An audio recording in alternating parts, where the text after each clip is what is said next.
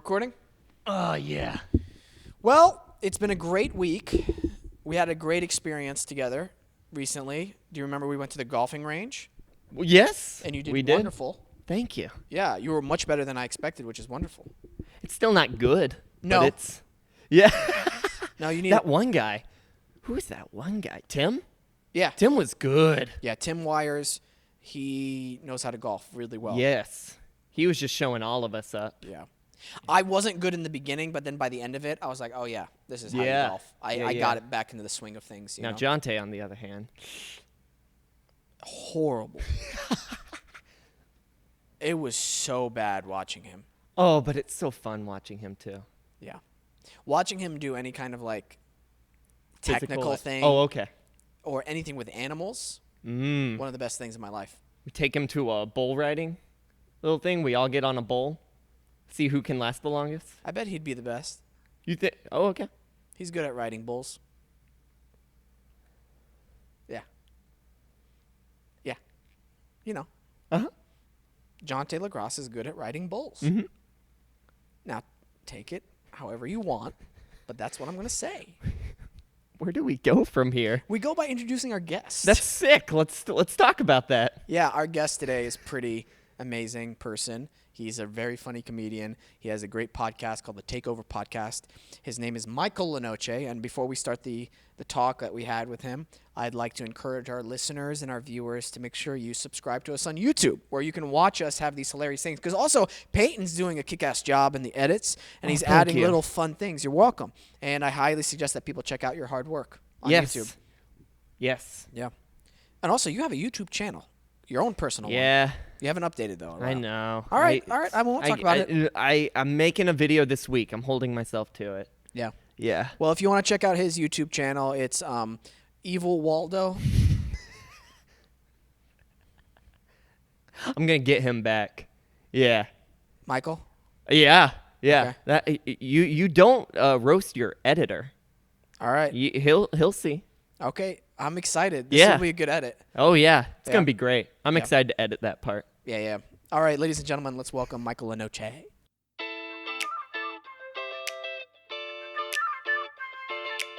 But he's getting more LA by the minute, which I love.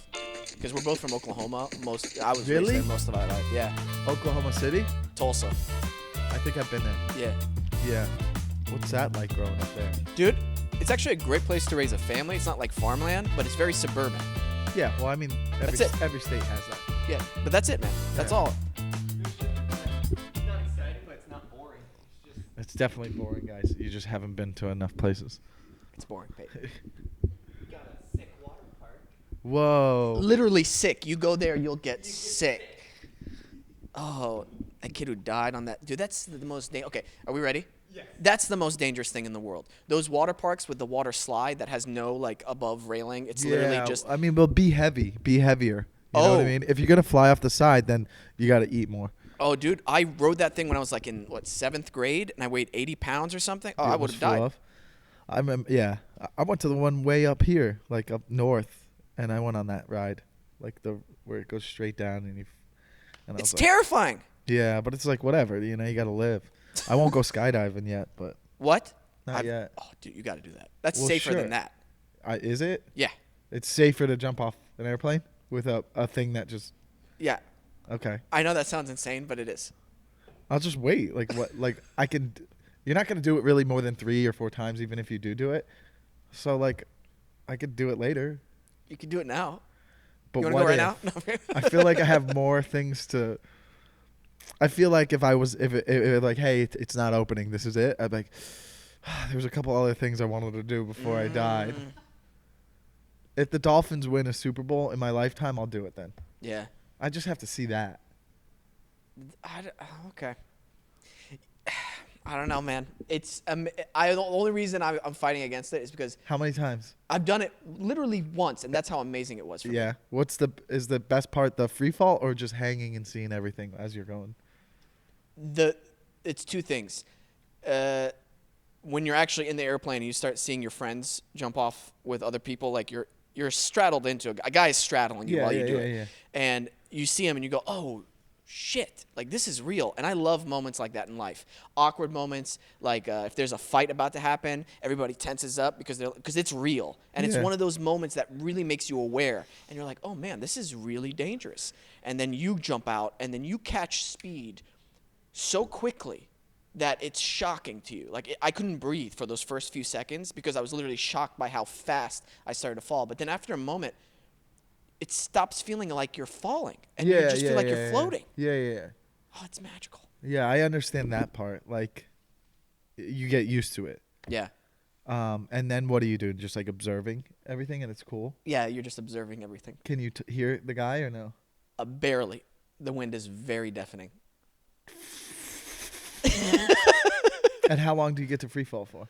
A minute? Oh, that's a long time. That's great. Yeah. I always thought like, it's 20 seconds. Then they pull the parachute, and then you're just like, do. No. But it has ruined roller coasters for me. I got used to roller coasters where I do this now. I do this. Yeah. I used to do this, and then as I got older, I started doing this. Yeah. Did you get that? That's going to be a GIF, just so you Yeah. know. We're going to make it a GIF for the show. Yeah. Your podcast, by the way, before I forget, the hardest song ever for the intro. I know this is going to be slightly embarrassing for me, but every time I listen to it, I have to like dance, and it's so silly how I dance because it goes so hard. You do realize this, right? I loved it, so then that's why I picked that one. Do you mind if we play it? Yeah, no, you can't. And then someone remixed it for me, and then I was like, awesome. Some guy, I was like, okay, yeah, whatever you want. It's But- incredible. Yeah, I fuck around with that YouTube studio, man. That's where I find my hits. YouTube Studio, what's that? You don't know about YouTube Studio? I don't know what about it. There's a bunch of free music on there. Oh. And that's where I find, and then that's why sometimes I input songs in the podcast. Oh my gosh, here we go.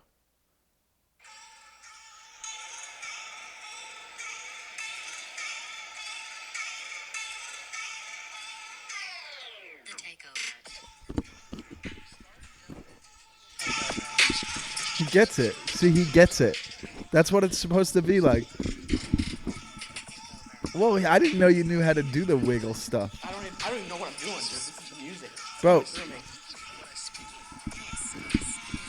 No, you know what you're like that's good. Like that could be that's commitment there. I held my breath the whole time, so I'm a little out of breath. I think that's how you're supposed to do it.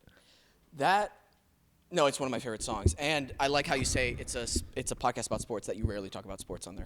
Because I want it to be, that's why I called it the Takeover. Yeah. Because it sounded like it would be like on ESPN. They're like the Takeover weekdays at 3 p.m. So I'm like, okay, cool. Yeah. Like, I wanted to have a sports podcast show, but it just won't work in comedy. Like it just won't work. So you're just like, okay, I can pretend it is. Yeah. And then I'll just not.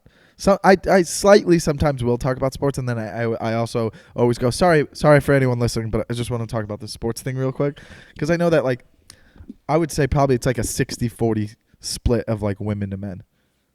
Okay, that's a good split. I would say more women listen to it probably. Maybe, I don't know. I just assume. Ours is just 100%. from what I get, like just from like the feedback I'm seeing, I'm like, I'm going to go with 60-40 maybe. Yeah. Ours is 100% women. Really? Yeah, because the show is just like my testosterone stuff is just That's like, crazy. Yeah. It's unfortunate because I'm gay, so that's too bad. Well, maybe it'll counteract something. I don't know. Yeah. It's Are we allowed to say unfortunate. that? I don't know. I mean, I don't know. I mean, we're just going to have to find out. Yeah. The whole point of being out here now is just like get as successful as possible without being famous. That's the goal. Oh, Mr. Lenoci, I Yeah. love that you just said that. That's the goal. Oh, You don't want to be famous, bro. You don't. you want to be king of the mountain without anybody knowing you're king of the mountain. It's almost like being a billionaire, like a CEO of a company. Yeah. They're not famous, but boy, are they powerful. Yeah. And when they're around in a room, everybody knows they are. In a room, they're famous. Yeah. Wherever they are, they're famous. But they're not like they could go into a coffee shop and nobody's going to bother them. Nobody knows about them. Yeah. But when they're in a room, if you don't know about them, you'll learn about them real quick. Yeah. So, I got to ask you then, Yeah. from an actor's perspective, from my perspective. Yeah. I don't like in terms of the fame stuff. That's not why I wanted to be an actor. Yeah. But I do enjoy when people come up to me, not for my ego, but when they say, "Hey, I liked you in this." I'm like, "Oh, cool. They liked the show. They liked my work where they enjoyed it. It gave them something." Sure. Cool beans. And then I'm on my way. Do Yeah. you get the same thing when people laugh at your jokes or like afterwards if they come up to you, or do you kind of like just try to shut that all out? No. I have different experiences with it. I mean, when I've done roads on the show with Chris, obviously those shows were crazy, and people come up and they're like fans, and they're even fans of like, even if when you're opening for other comedians that are really famous, like they're fans and they're excited, but then when they meet you, even if you're opener, they're like, they give that same excitement as if you're on that level too. So you're like, oh, okay, that's cool. And then sometimes it can get annoying too. Oh yeah. You see the annoying part of like, okay, because some people are drunk and stuff at comedy shows, so you want to be nice, but you got to understand, like when I'm sober and you're around, first of all, going forward, no sober person likes to hang out with a drunk person. It's just not fun because you're not on the same wavelength. So then, there's that part of like, they want to ask you questions like, oh, hey, what's up? And you're like, yeah, cool. But like, they don't have the mindset of being like just chill about it and just being like, hey, good job, I loved your stuff, great meeting you, I'll be out of your way, you know what I mean? So it's that part, but it definitely feels good. I mean, I can't imagine. I mean, maybe Chappelle was over it. Like how do you ever get over someone saying they love your work or they loved seeing you, or getting a little bit of recognition, you know what I mean, for anything you've done. I don't believe people when they're like, I don't want to be famous. I don't do it. Most of us don't do it for the fame, but we want that because that means we're doing good in the line of work we are in. Interesting. More so with comedy than acting. Okay. Whereas like, I could be, I mean, you could be a working actor for years and you'll be recognized. You might not be famous, but you'll for sure be recognized. Like, right. I mean, I would love to be typecast. Isn't that the dream in acting?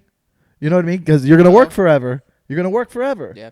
So it's like, at least you have security. Whereas like in acting, you have to also be careful about, and I might be going off of what the whole question was, but you might, as an actor, you might get plugged into roles, you do well, and then all of a sudden they're like, yo, you're going to be 1 or 2 on the call sheet for this movie. And if it bombs, they're like, well, sorry. Yeah. We're not really going to fuck with you anymore because it's just not working. We gave you 2 shots at a movie Nah. with you as like the lead, and it just didn't go well. So we're kind of done with you, as opposed to the guy who's typecast and he's always 5, 6, 7 on the call sheet for 40 years. Yeah. That's a better career. Yeah. You know what I mean? As opposed to someone who just gets kicked out because like, we planted you, but now you're too famous that we can't put you at 5 or 6 on the call sheet, and you kind of bombed. Your movie's bombed. Right. Have you ever noticed that about acting? Like, yeah. 100% what you're saying. But at the same time, the biggest thing I've learned in this industry, specifically entertainment, and I'm saying entertainment as a broad spectrum, including including the comedy side, even though I don't have experience with it. But my reps have had experience with that and stuff. There's no guidebook to be like, okay, A plus B will equal C. Yeah, You know well, yeah, I mean? of course. And yeah, you can see patterns, absolutely, Yes. like what you're saying. I've seen that pattern. Yeah. But I've also seen the pattern where somebody's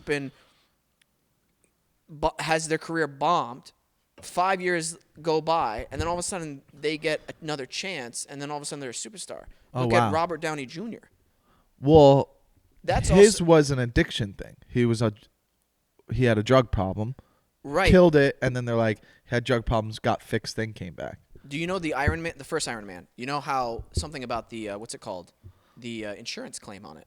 I've heard stories about that. Yeah. That's what I'm saying. I mean, that's obviously a. But very, he was like accepted as like, he didn't bomb. I'm saying, right? He was doing great. He was already a lead. He was doing great. Then was a druggie. Then I cleaned consider up. that like a bomb. Are you talking about just bomb in terms of your acting work or whatever? Yeah. I'm talking about Okay. the movie not doing well. Oh, Like, oh, oh. yeah. I'm talking about like, there's people who are actors and they get plugged into movies, and then they're like, okay, we're gonna try to make you the lead of these movies, and then the movies don't do well, and then they're like, okay, we're not gonna give you leads in movies anymore. But now you're also too big to be that typecast character in a movie too now. I mean, it happened to Dane. Dane Cook is a perfect example. Oh, that's a great You know example. what I mean? Yeah. But there's other examples of that too. Like, you know what I mean? Like, you know,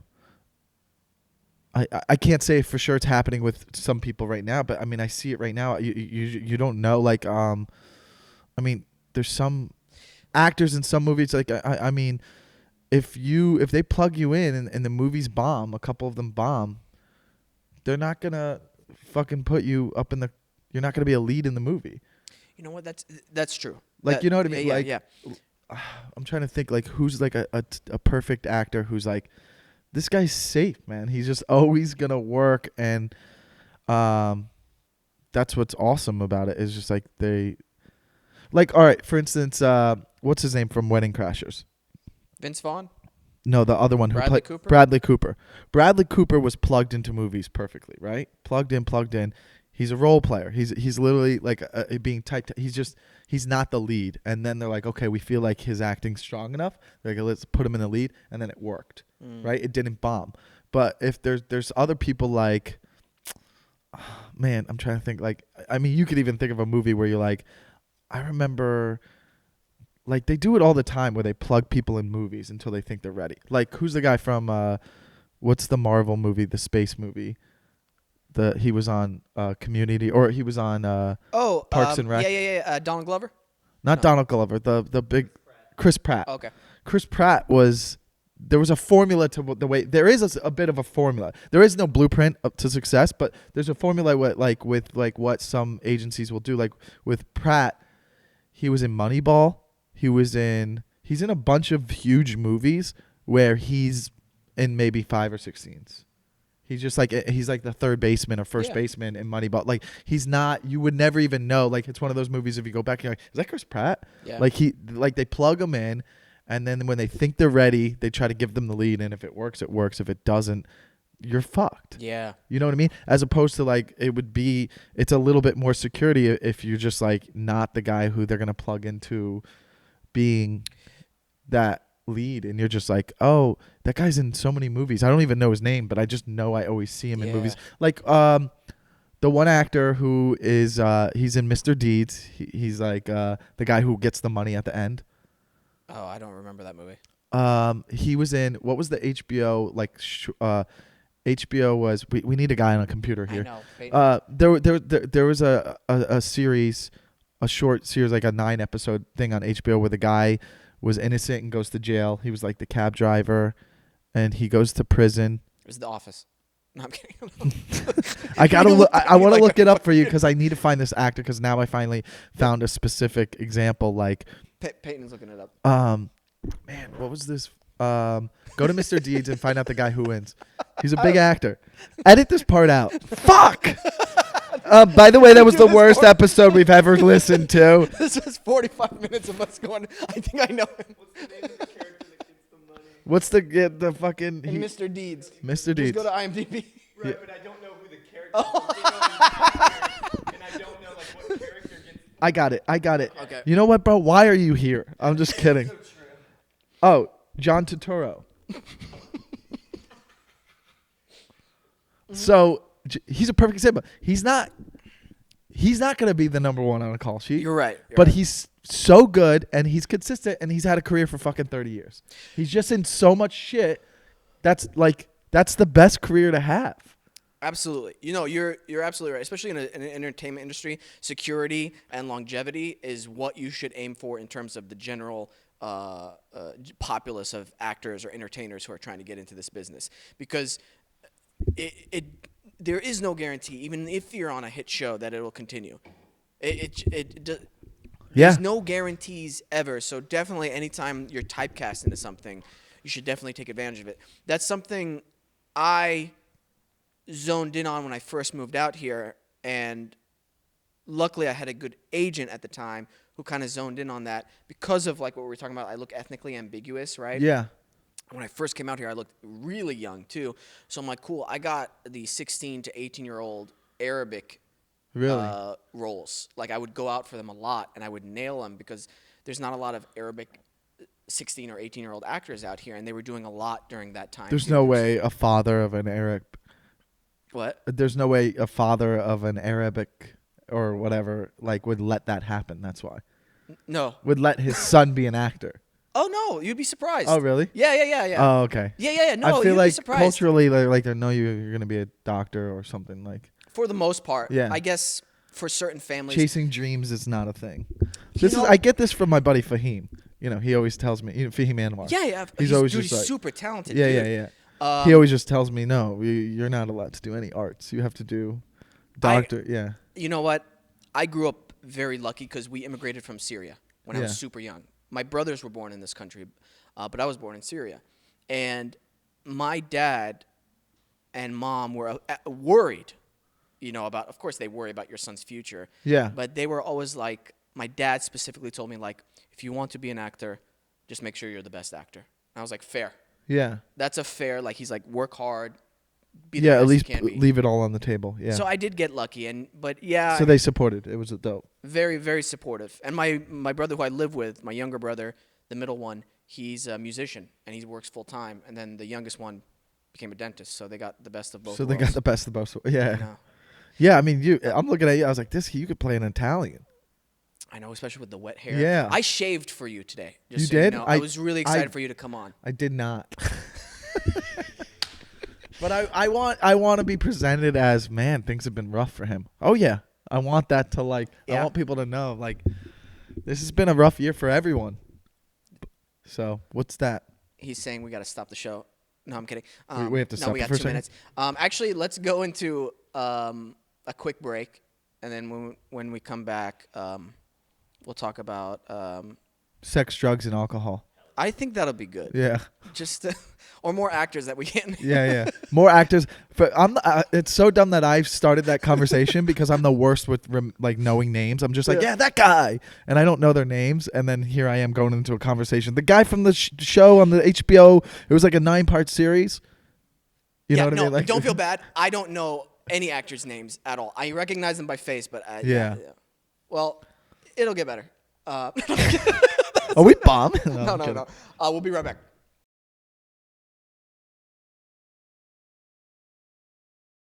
If I hear hype about a show and Yeah. it's a drama, I don't like watching comedies, by the way. Yeah. So We're recording? Awesome. yeah, if I hear hype about a show where I'm like, it's really good, and it's not like because comedies are not going to be really good. They're going to be like entertaining. Yeah. But like, then I'm like, okay, let me get into it, and then I love like that style of a show, like the Ozarks. Great. Yeah, I think it's great. I have a weird personality about myself when it comes to watching shows. I rarely watch stuff. And if I want to watch something, I have to make an event of it in my mind, and I have to schedule time because... So pull your phone out. Okay. Monday, Oh, you 11:30 p.m. You're gonna Okay. watch Ozark. There you go. I'm going to pretend I'm writing something. Monday. And That's fine. There You're you not go. gonna do it. No, because I know the formula, and that's what bothers me. It's hard for me to Sure. suspend my disbelief, and then I get to a point where I'm like, okay, I know kind of the general gist of this show. I want to be like surprised. I want to be, I want something super different. Did Breaking Bad not do that for you? It did, but I made a mistake, and I loved binge watching it because I could, great, put on the next one. Oh, that's what's addicting about these shows. They're really good at making you watch 4 in a row. Yeah, but for Breaking Bad, the last season, I watched it weekly, and I was going to tear out my eyes because I'm like, I just need to know what happened. This is giving me too much anxiety. Yeah. But here's the thing, man. Like, after you read a certain amount of, like, scripts, I read so much scripts, and I'm lucky enough to go out, like, 1 or 2 times a week for the year, which is, like, unheard of for actors. Yeah. So I'm, like, digesting all these scripts and everything, and eventually you come to a certain point where it's like, okay, cool. End of Act 1's coming up. Oh, great. Here comes the twist. Cool. Called it. Cool. The character's interesting. It's cool. I'll go out for it for sure. Yeah. But after a while, man, I'm watching a show and I'm like, why am I watching this? I know what's going to happen. It's a good show. It's not that it's not good. It's actually a good show, but I'm bored. Yeah. I'm bored with everything. And I think because of quarantine and everything, that's been one of my, I don't know how to explain it, man. It's just like I want something different. I feel like I'm about to scream internally. Wow, this just got really personal. No, it's fine. No, it's fine. It's okay. Come here. If you want to sit next to me, that's fine. I kinda do. I can comfort you. Well, if there's a show you could work on tomorrow, what is it? Do you have that? No, and honestly, this is my answer to that. Anything really good.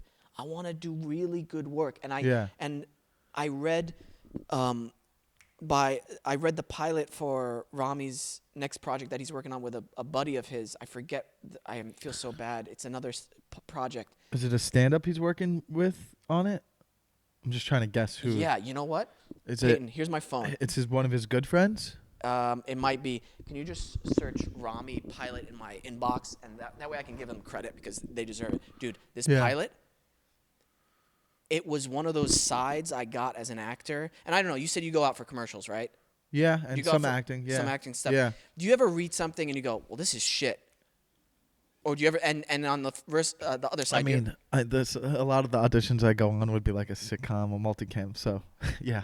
Okay, But it's like multicam, like comedies are just like it's such a muscle. You know what I mean? It's not even about acting.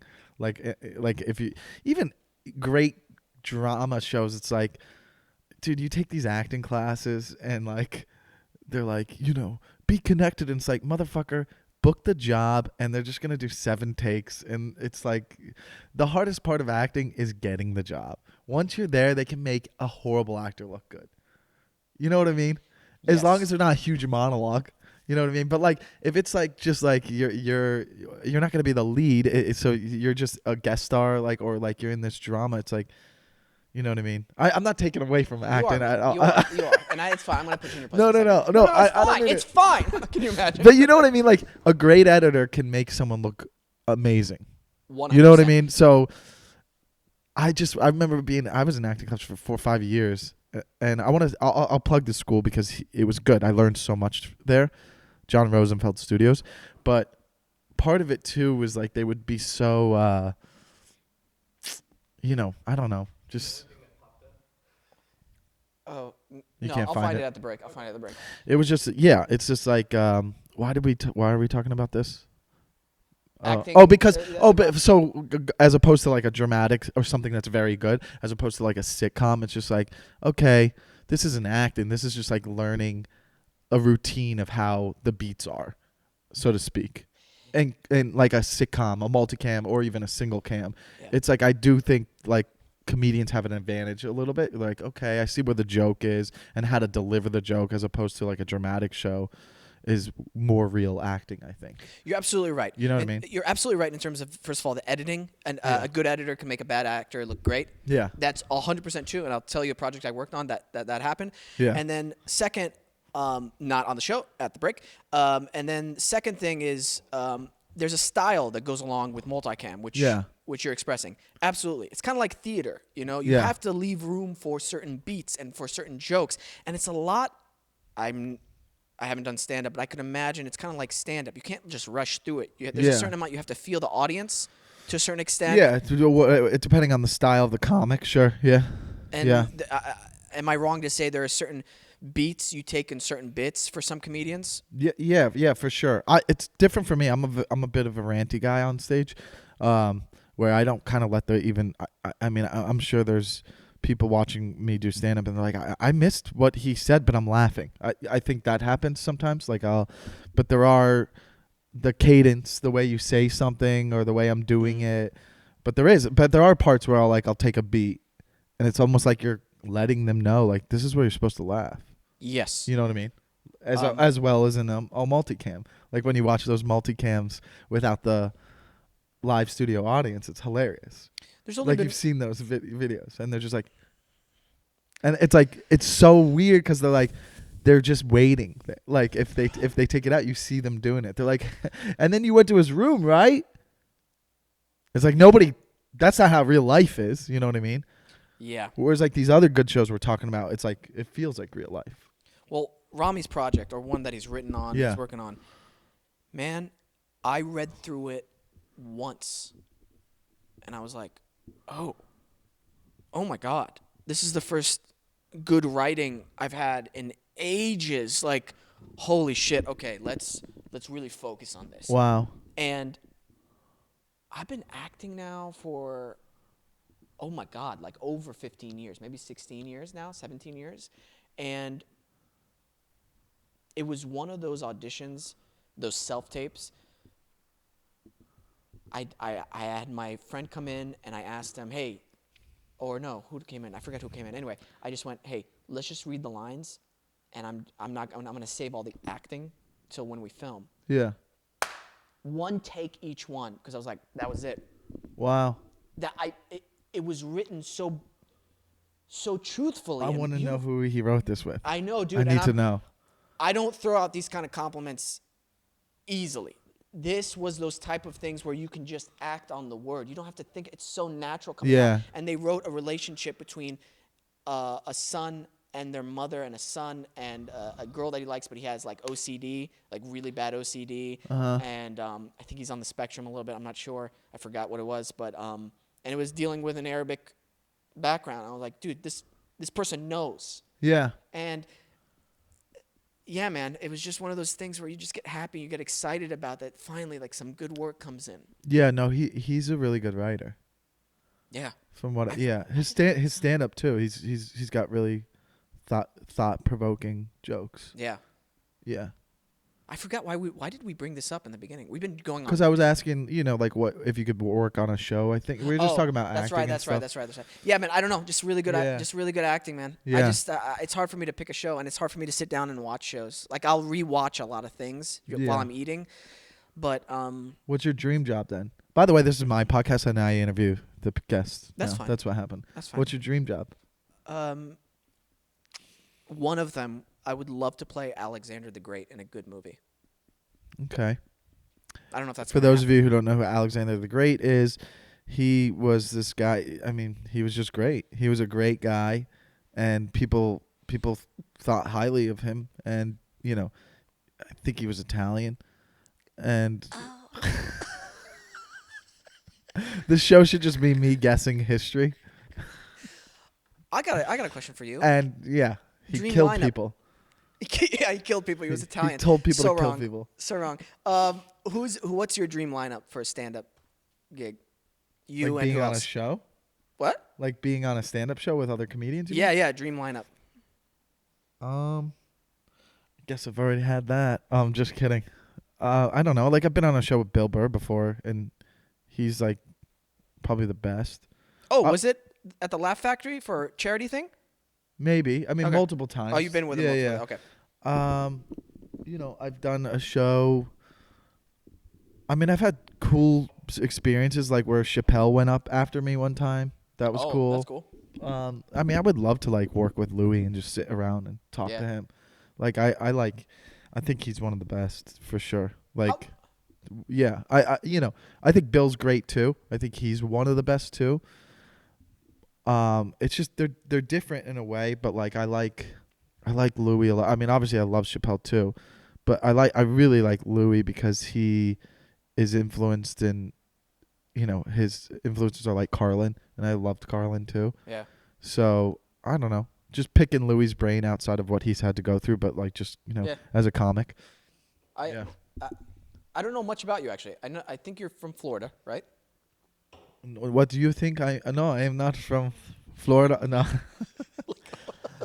He doesn't know who I am. What if you did the whole show with that accent? And I then know. towards the end, I'm like, hey man, can you not like cut it Yeah, out? And yeah. like, You're "No, not good at accents. I know. I just try. Sometimes like I'll do an accent. I'm like, oh, that was good, and then I can never do it again. Yeah, I'm from Florida. Have you how long have you been doing stand up then? 10 years. Wow. 10 years. Well, my 10-year anniversary would be in 2 days. Yeah. But I've lived here 10 years. Yeah, been doing it 10 years, and living the dream. I know this is because this is the first time we've ever met, and so this is why I love doing this Yeah. show too. Because What do you mean? I've met you 7 times. No, yeah, it is the first time. my we heart met. just sank because I'm like, wait, did we meet? And that's I hate that. That happens so much in Hollywood, and it's like you can't get mad at people for that. It's like because you don't know if you're meeting them in. First of all, if you're meeting me after a show or at a comedy club, like that doesn't count. I'm not present. I'm with my buddy. You know what I mean? Like, yeah. So yeah, if you meet someone at a fucking diner or at a party, get out of here. Like this is like, oh, I would never forget. Oh yeah, I met you. I might forget you, but like I'm never gonna like forget. Guys, you gotta laugh when I do those because then if you don't, I sound like a dickhead. But So you're not being serious? nice. No, not at all. I don't want to get in trouble. But yeah, I mean, how could you forget like the criminal version of Waldo? You know what I mean? Like you can't ever forget that. Oh, Like if Waldo was a bad guy, you know what I mean? That's who you are, dude. You're like the Waldo who stole. Or like someone would say the McDonald's guy. What's the fucking McDonald's guy? the Hamburglar. The Hamburglar. Like you could be that, but it's just like for me, I was getting more because it's the beanie, and it's just like you're Waldo's worst enemy. You're like, Waldo, I've never been found, and you have. That's like what you say. I mean, can we get a camera on him so people know what I'm talking about? I think you should turn around. It's like the sex offender. By the way, he literally. No. That's yeah. Waldo, the Waldo sex offender. It looks like he like literally today he woke up and he was just like, ah, fuck, I need a shirt, and he like pulled a mattress up and then found that shirt and put it on.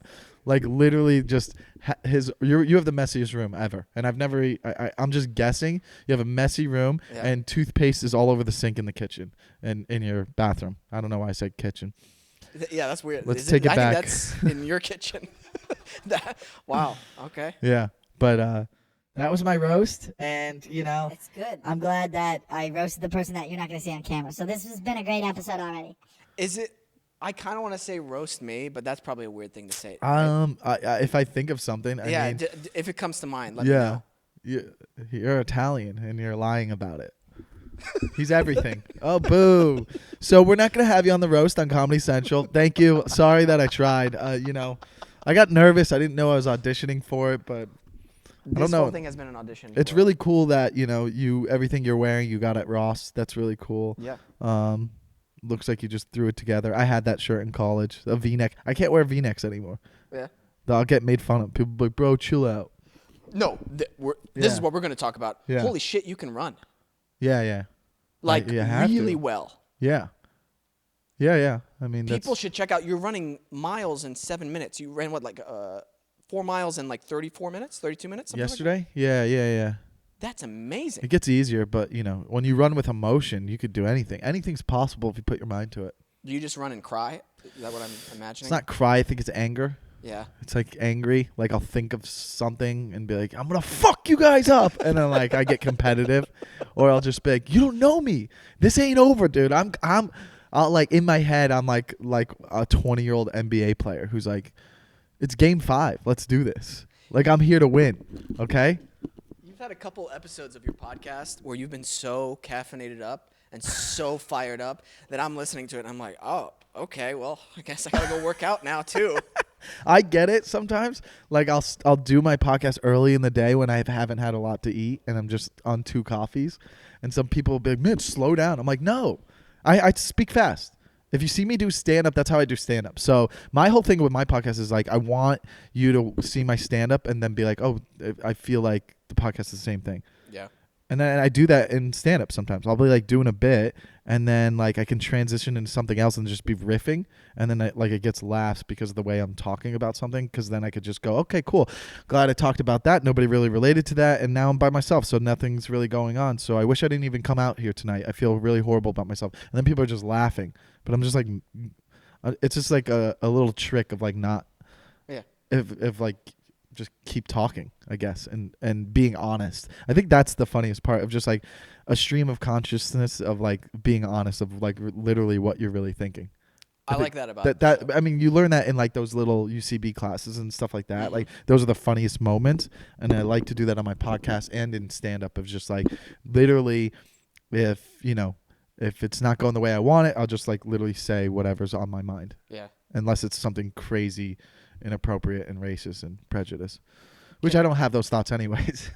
You don't? No, I'm kidding. Imagine if they're like, it cut to 2028 and they're like, we saw a podcast of you and you said that you sometimes think about racist thoughts or prejudiced thoughts. So it's like, is this that Tom Cruise movie? What was that Tom Cruise movie where they Minority Report. is this Minority Report for getting canceled for a tweet? You drafted this tweet. You drafted a tweet one time. Wait, I did, but I didn't post it. You drafted it though. Because of that, you're not going to be on this television show. My gosh. I would, if somebody got a hold of my text messages that I do with my buddies, Of course, I would be. Everybody I would would. never work ever again. everyone would, and then that would be fucking stupid bullshit because that's like you should be able to have that. Yeah. You should be able to like, I don't know. Man, what a funny, dumb comedy show it would be if that's just the premise. By the way, I don't know how to write shows and stuff, but I'll give you a premise for a show. Someone else write it. But the show is a Minority Report, but in Hollywood about people like they just go after people who've drafted things or stuff like that. And it's just so ridiculous. Yeah. Dude. I don't know what's going to happen. I really, anyway, I'm not going to go down that road. Well, you're fine. Am I? Yeah, because we've had a few episodes where I'm like, this is the one. This is the one where I haven't even said something that's But you're ethnic, so you get a pass, bro. You get to say stuff. No, I'm not ethnic enough. Yeah. Now that got me canceled. Yeah, maybe. As long as you don't talk about whatever's going on in this world, you'll be fine. Do I have opinions about what's going on? Not really. Because why? Because I play a lot of video games and do stand up. Well, at the break, you were saying a lot of opinionated stuff. I was not. It's a joke. He's kidding. He's kidding. Let's take a quick break.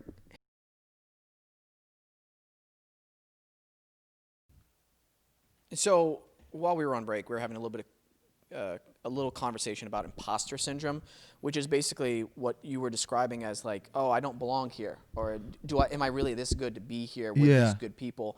And the way I've found myself to overcome it is to constantly work on my craft. And that's the only way. Because at a certain point, if you're really committed to something from your heart and this is something you want to do and you have good intentions and you're working hard at it, it's just a matter of time if you're always practicing it. Because at a certain point, you get in there and then you realize, oh, no, I am this good. I am with these people for a reason. I wouldn't be here around these people consistently if I wasn't good. And then second, you realize, oh, shit, everybody has those insecurities. Yeah. I was listening to literally this morning, Team Deacons, who is a cinematographer. He has a podcast out. He's won an Academy Awards, worked with huge directors, huge actors. He had Jake Gyllenhaal, his friend, on recently. Yeah. Jake Gyllenhaal was talking about on that podcast insecurities that I've heard almost every single actor talk about. Yeah. And listening to him talk about those same insecurities that an artist like himself, whose family's in the business, his dad's a director, he's working around artists all the time, and he's talking about these same problems that all other actors face. And I go in my mind, like, you know what? It's normal to have that. It's good to have that, because that means, A, you have a great sense of awareness to know that you're even around this high level of talent, and I think that's normal. You just gotta kill that inner voice, that inner...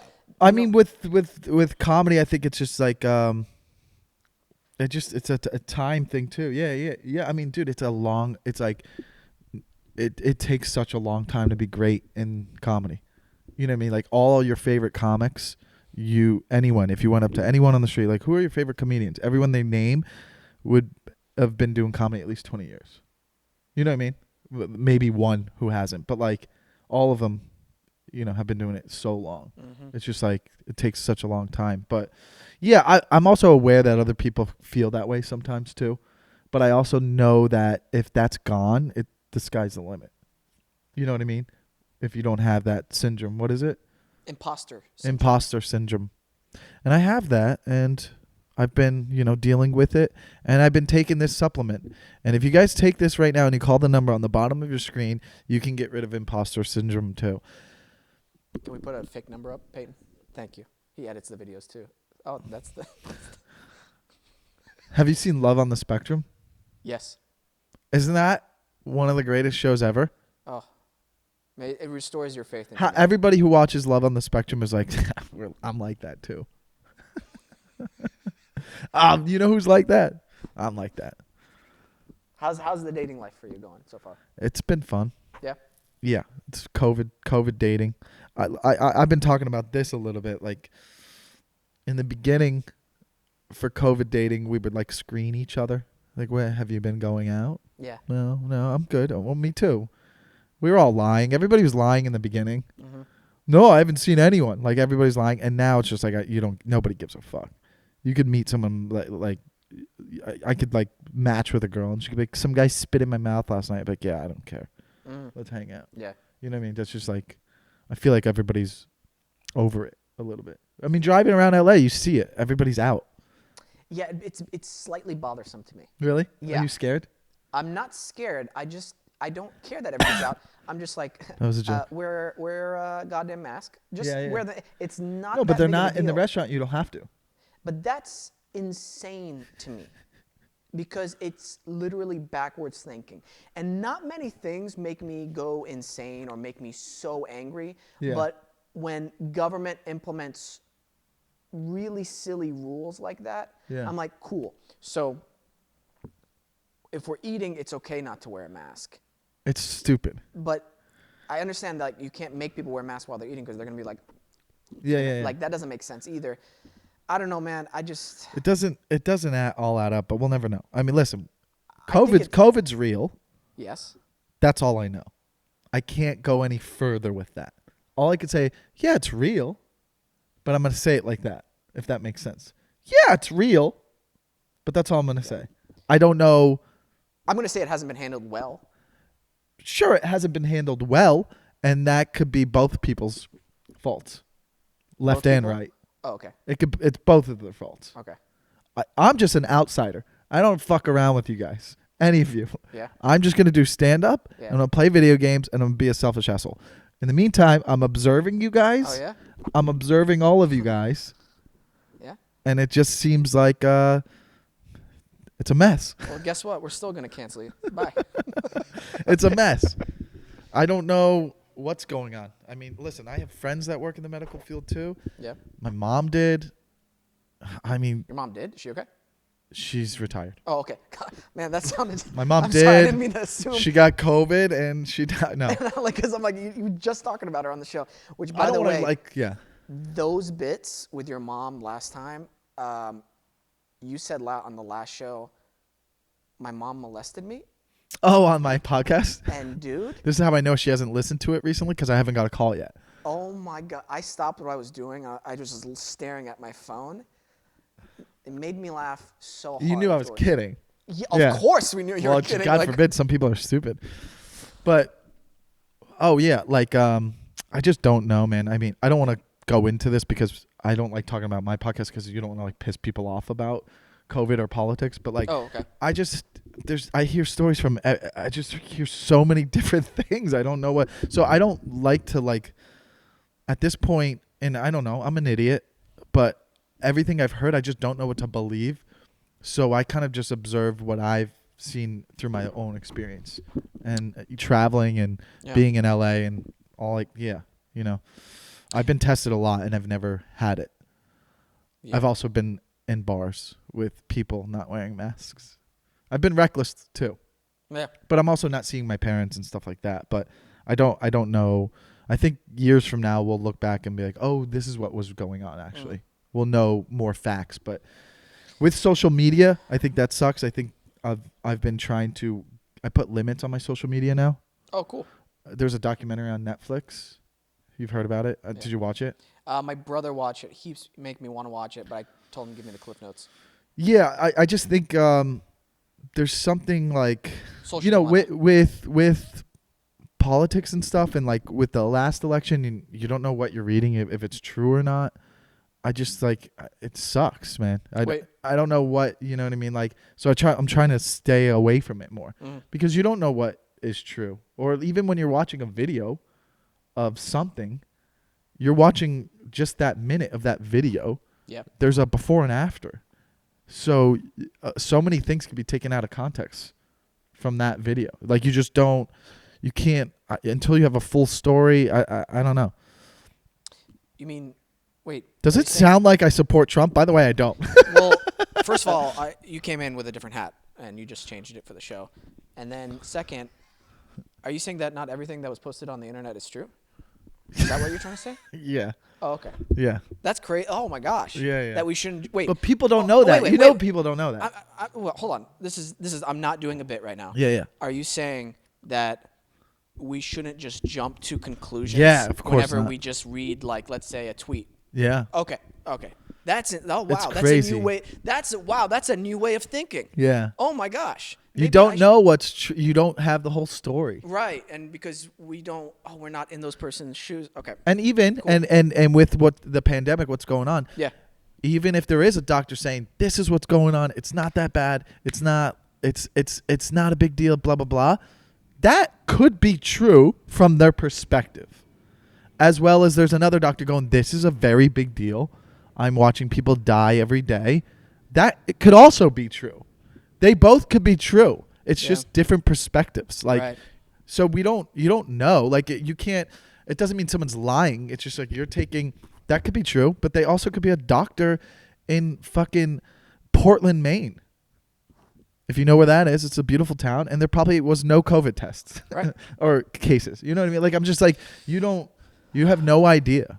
Well, I think the whole mask thing, to me, it's like, well, just wear a mask. It's not like that big of a deal. I don't like it when totally agree with the arguing about it. Yes. yeah, because Shut the fuck up. It's a small. It literally takes no energy, and it's just like, oh yeah, man, you just wear a mask, and actually, it really does prevent a lot of things. What's cool about like Asian countries, and especially in Japan, when you see somebody wearing a mask, it's not because they're stopping themselves from getting sick. It's because they're sick and they don't want to transfer. Sure. It. They're actually being courteous to their fellow people, and I think that's something we've forgotten. And I'm gonna take something you do on your show. We're gonna put some inspirational music right here because I'm about to say something really I inspirational. like it. Yeah.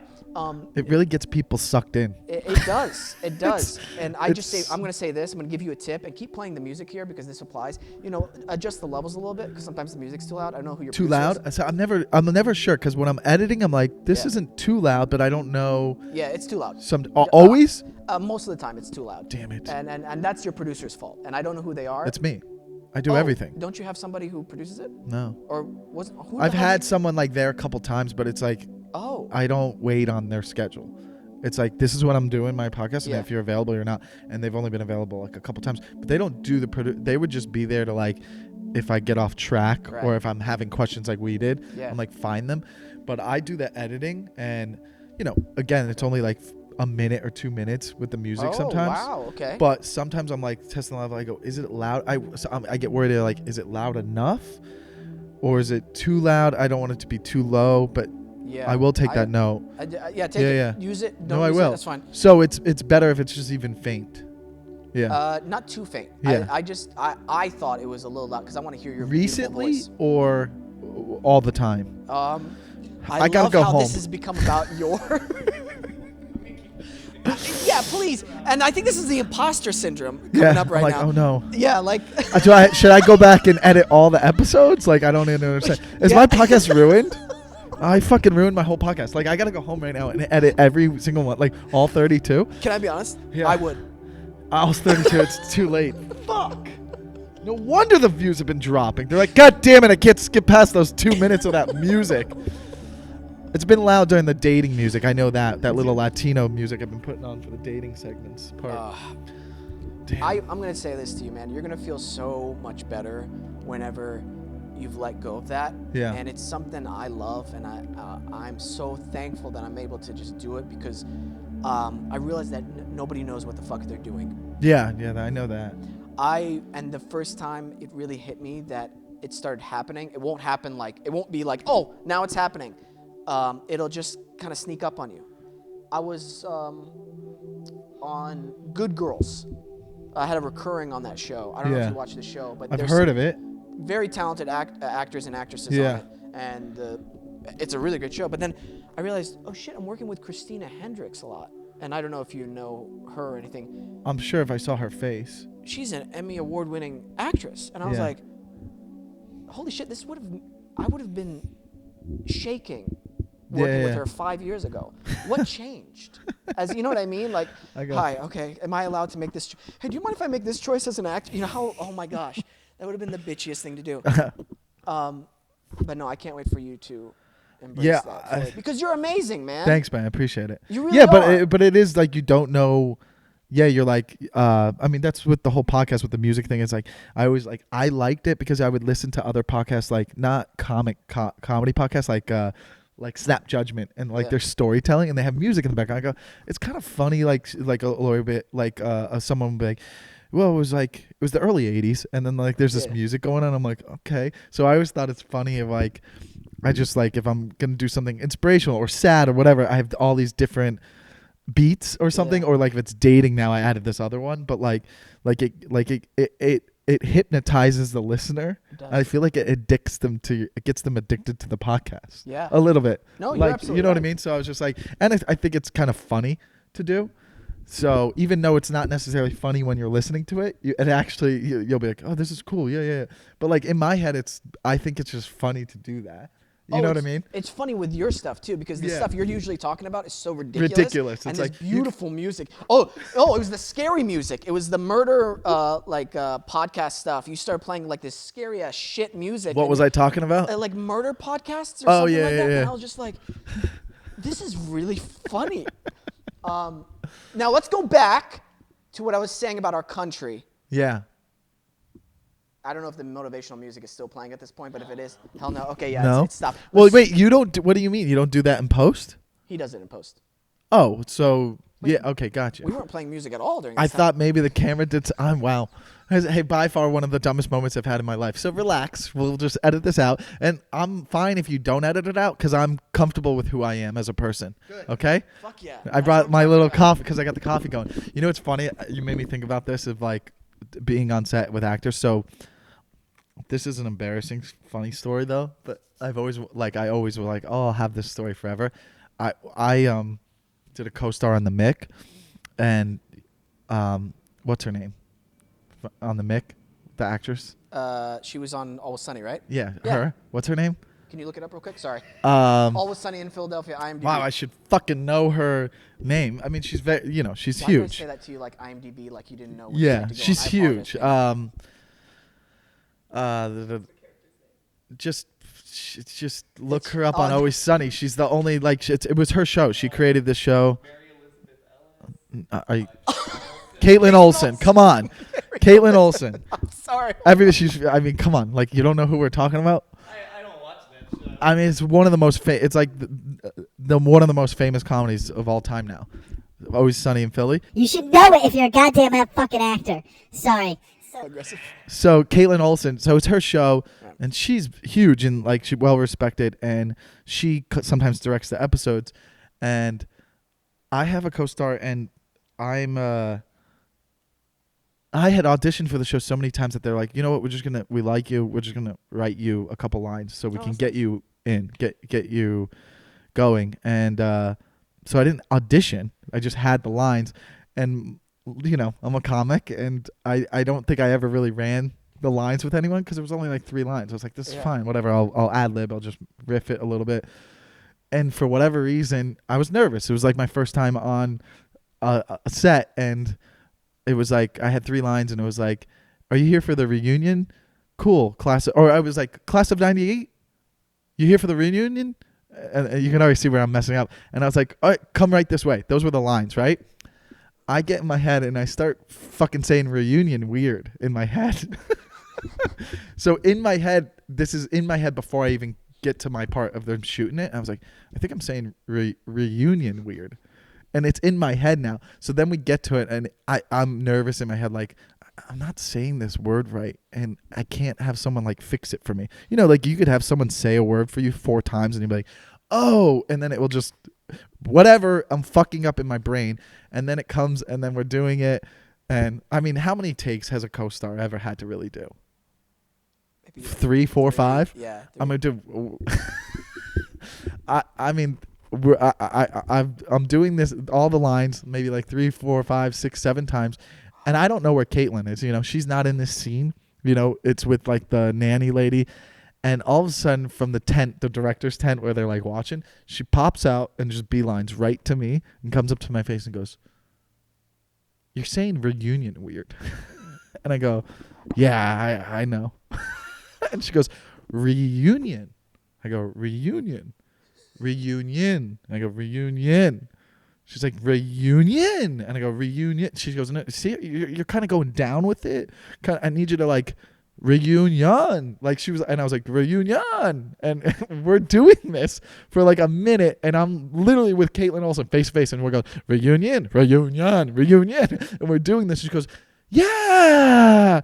Walks back, couple more takes. And then they come back out and they're like, "All right, say the line like this. Are you here for what's another way of saying reunion?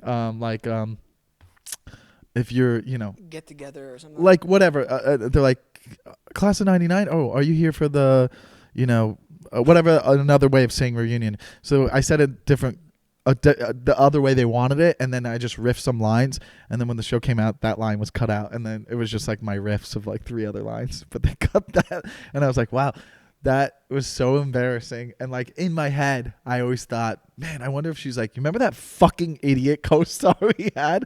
Like if I ever meet her again, I'll be like, "Do you remember this?" Like I can't, I'll be like, "Do you remember on the season finale?" It's actually the last episode of your show ever because the show got canceled because of me. And but I was on the season finale of, I think it was they only had 2 seasons. But it was just like, it's so funny to be like your first time on set and you're fucking up a word, which you listen to my podcast, I fuck words up all the time. You do. This is from lack of reading, kids.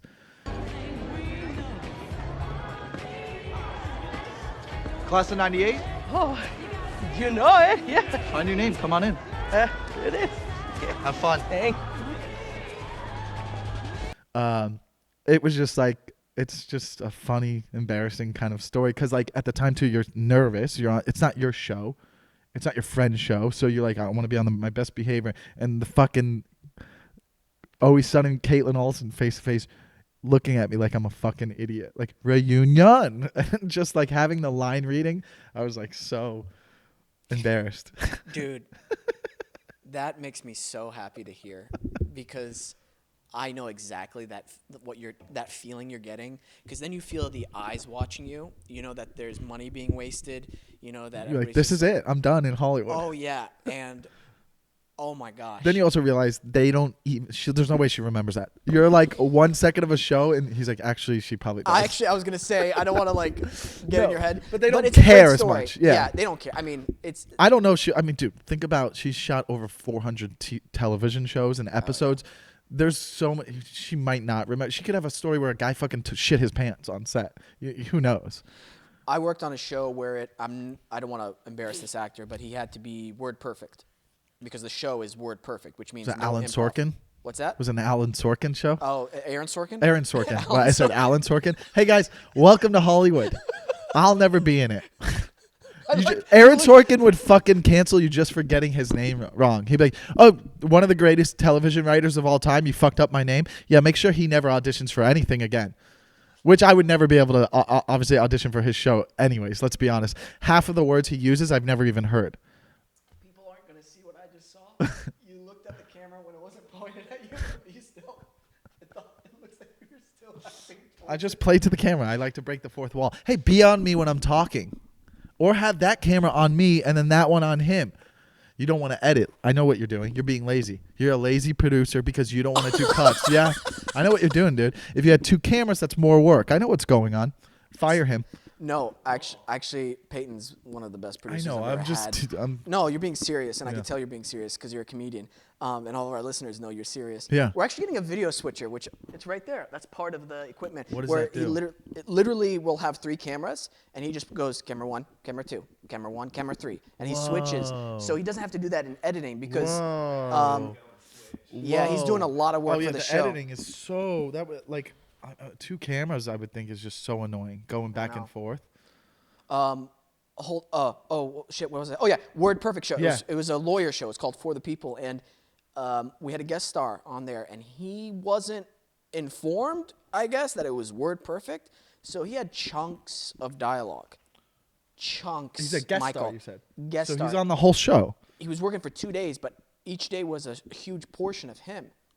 And he didn't know his lines?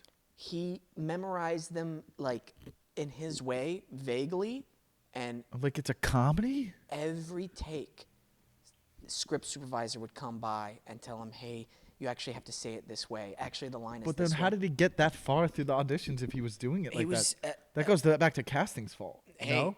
I don't know. No? I don't know. Oh. But he showed up that day, not knowing that it had to be See, word at perfect. least mine was given to me, and I had no audition. So it was just like, you guys just gave me lines, and I realized I didn't. I've seen a guy. By the way, he was sweating so much. Oh, also, man. so like makeup have to. I was like laughing so hard on the inside, not at him, but just at the Yeah. situation. But I had another show where a guy started crying after he got off the literal stage because he was doing a piece where he was like on stage. It was shot like. How do I explain this? Oh yeah, sorry. Thank you. How long have I been not talking into the mic? How long have you had a podcast for? I don't know. Maybe 140 episodes. Wow. Yeah. Unbelievable. This one. That was your Kate Olsen moment right now with me. You're like, one time I was doing a podcast with Michael Lenoci. You guys don't know who he is anymore. But Yeah. anyways. He passed. Yeah. He passed. He killed himself because he really thought about his co-star on a show that maybe 100,000 people saw. Dude, this would get a lot of hits because this would be the last If one. I died. Yeah, this would be the last Well, one. I hope for your sake I die. I don't want to. I like you too much already. Yeah, I but can't like, say that, man. listen, man. I feel like I'm in the my art is Yeah. gonna be more famous after I'm gone, You as think so? opposed like how artists are. No, Yeah. there's no famous artist. You have to die. That's a sad world. Like this guy, great job. Nobody gives a fuck until you're dead. Right. You know what I mean? Their name's Towels. Dude, I hate that I just said his name. That makes me angry that he named himself Towels. Bro, he probably got this job and he's like, whoa, this is gonna be a good year.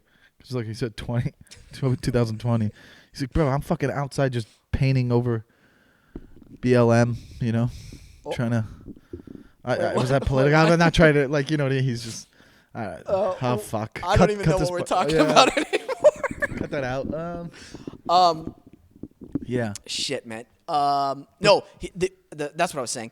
The show episode, we were being filmed on a high school stage, and he had he was on a stage forgetting his lines on a TV show, so it was double whammy. And the dude cried after he was Poor done. guy. And and by the way, he has a successful career as an actor. Still now. Oh yeah. so then it's fine. He's killing it. He's fine. But At this point, he wasn't killing it yet, though. no. Oh well, that's good to know that like everybody, you know, Yeah. everybody comes from somewhere where they feel like you have to fail. Yeah. It's great that the camera's not on me for this point. Yeah. Am I pissed? Well, you have yeah. you have a main camera on you. Oh, that. Yeah, I mean, man, that- we have two It cameras. seems like it's only getting like the wall right here and you. It's getting both of us. It is. Yeah. I just want to be in the show. It's a wide lens. I want it to do. You give credit for this too, right? On IMDb. What do you mean? I get IMDb credit. Sure, for this? man. We'll literally do one IMDb credit for this. You want to one know right it was something funny? When I first started in comedy, I used to do this thing called running lines with Lenoci, and I used to like actors would like it. I used to like I would set up a camera, and my friends would come on, and I'd be like, they're like, so what is this? I'm like, you're gonna just audition for a scene I put together, and it would be like a scene from Terminator and like Beverly Hills Cop just mixed. What? And then I'd be like, yeah, you're going to read for the role of this guy. I would make it up. I'd be like, okay, this is about a guy who lost his dad and they have a bad relationship. And they'd be like, okay. And I'd be like, you're cold reading. Yeah. And then they'd cold read and they'd be like, if you want to live, come with me. And they'd be like, isn't this Terminator? I go, no, this is a project I wrote. So just can you stick to the script? Stop asking questions. And I would do this with them. And then it'd be like an awkward, funny thing. Yeah. But I made it so real that I gave everyone IMDb credits. And like on IMDb, it says running lines with Lenoci, and they have self credits. Are you gonna bring this back? This is actually really good. No, I mean I ran it to the ground. You know, What? it just didn't take off. It was like more. It's too specific to industry people. Mm. But I did it live as a stand-up show too. I would If do it you live. ever do it again, can I do it with you? Sure. I mean, Please. like you would have to like, you would have to pull it up. It's on my YouTube. Like you would. There, I have ones with like. It's so funny, bigger people now. Like at the time, they were just like, you know, I had Melissa Villaseñor on there, Theo Von, Costa, Like just like a lot of people who are like working actors now. So like if you go to their IMDb and you go down to self, they always will have that there, and people are probably like, "What is this?" Yeah. And like that was the funniest thing because it was like I was pranking them that I'm always gonna be attached to the IMDb. Dude, that's So great. yeah, Almost threw up. it's okay. He had a stroke, guys. Wow. Whoa. If you What? didn't believe in spirits jumping into your body, that's what it was. He literally was like this. Got the camera on me. He was like, "Hello, Michael. It's your uncle. I've been watching you from upstairs." Like, and you just change. You should have. You know what you should have? If that ever happens again, change your voice and be like, "It's me," and then just look at your guest and be like, "It's me," and they'll be like, "Dada." Yes. Oh shit! That made me so happy that happened. I don't know what that was, man. I don't know, man. This is like the highlight of my week. Wait, not the highlight of my week. Yeah, Doing it your probably podcast. is. Yeah. I guess mine is too. Do you ever feel like it's work? No, not with Peyton. It's a blast working with Peyton. I think for most of the time I enjoy it, but then sometimes I'm like, "Oof, what am I gonna do today?" I don't know what you do, like because you can't practice your craft without an audience. It feels like. Yeah, but that's why I try to do my podcast of like, this is helping my stand up a little bit. Yeah, absolutely. But But like during the daytime, I already go crazy as an actor. yeah, I don't. I work out. That's like all you can do, especially right now. Stay busy, work out. Try to be creative, like try to make like a funny video or something. I don't feel as funny as I did because there's no comedy. Like I feel a little bit dull, I guess. You know what I mean? Just because of the pandemic, I guess. Like I feel like when comedy was around and you were up and doing it every night, just that your energy was happier. Just with everything, the state of the world, like I feel like I would be funnier on my stories or just like more active. Yeah. Whereas like now I find it hard to like be funny. Sometimes on the podcast, like I wouldn't say that my podcast is always funny. Like I sometimes it's just like talking. Definitely not. Yeah. I sometimes I'm just like talking, like I don't know. I'll just fucking talk. Maybe it's funny because of the way I talk, and it's like, is this guy 12? Probably. No, I like it where you're not the only podcast that does this. It feels like a friend came in to fill me in about their week. Yeah. And so while I'm doing stuff around the house, I'm listening to it, and yeah, how the hell do you make an entire podcast funny? No one does that. That's like No. impossible. Podcasts to do. aren't really, like Rogan's not funny. It's informative. Yeah, no, Rogan's podcast. I don't think I've ever. It's an which is weird, informative ever laughed on podcast. Rogan's podcast. Yeah, Ever. rarely. It's an informative. Most comedy like the only ones that were like really specifically like, are funny like the way they do is like probably Theo's and Chris's when he was doing it. Like those guys, like they were like, they're like characters on it. But most even comedy podcasts although like Tom Segura's, him and his wives is kind of like a Howard Stern show. Yes. It's like so that is kind of funny, but a lot of times like these comedy podcasts are just like comics hanging out and you're just getting their point of view on something. Right. So it's hard to do it by yourself, but I don't know. Your Mom's House, the Yeah. podcast, is wonderful in terms of they're doing their thing, and I think the podcasts that are really successful are the ones that are truthful to what they do. Yeah. And that's them. Like you don't feel like it's like they're putting on a facade or a show. Yeah. And yeah, those are the only ones I really listen to now. There's been a couple that I've kind of stopped listening to just because I feel like. You go in and out of podcasts, and that's okay. Yeah, that's true. You go in and out of podcasts. I'll tell you one of my most favorite things to watch, or I used to like watching whenever they do them. Eddie Bravo on their Fight Companion stuff whenever they're like an hour in and they're Is really this drunk. a Rogan one? Yeah. Have you ever listened to the Fight Companions? No. Okay. Yeah, it's just he's going on these conspiracy theories and then arguing with everybody about them. And it's just funny because it's really? like listening to your guy friends like argue with one another and it gets really heated. And yeah, it's just really funny watching a fun argument, if that makes any sense. Yeah. I don't fuck with a lot of comedy podcasts, obviously. I just don't want to. I would listen to Rogan if it was a specific guest. I was like, oh, okay, I'll check this out. Like the Elon Musk one or something like that. I would do like crime podcasts usually. Oh, you like crime? Yeah, sometimes, but I go in and out. Yeah. But then sometimes I would do like Snap Judgment too, to like, they just have stories of like people's lives, and you're like, and it puts you in perspective of like, wow, dude, my life is grand. Yeah. You know what I mean? Like what other people have gone through. So I feel like it's a humbling podcast. You'll hear stories and like, man, people have shit out there, like real problems, and they're not all like downer stories. Some of them are like inspirational and stuff. But Random question. Yeah. Because I've been wanting to ask you the whole time. You're really into sports, yeah, like really into. yeah, I love it. I'm Yeah. not. Yeah. And maybe you can help me understand it a little bit more. You're gay. Because I like one-on-one stuff, like UFC or certain boxing tennis? matches. Not tennis. I like. You ever watch a very competitive tennis match, like a championship match between two tennis players? No, I can understand. I Yeah. think I would enjoy that more. Like I don't watch tennis, but Yeah, I like one-on-one stuff.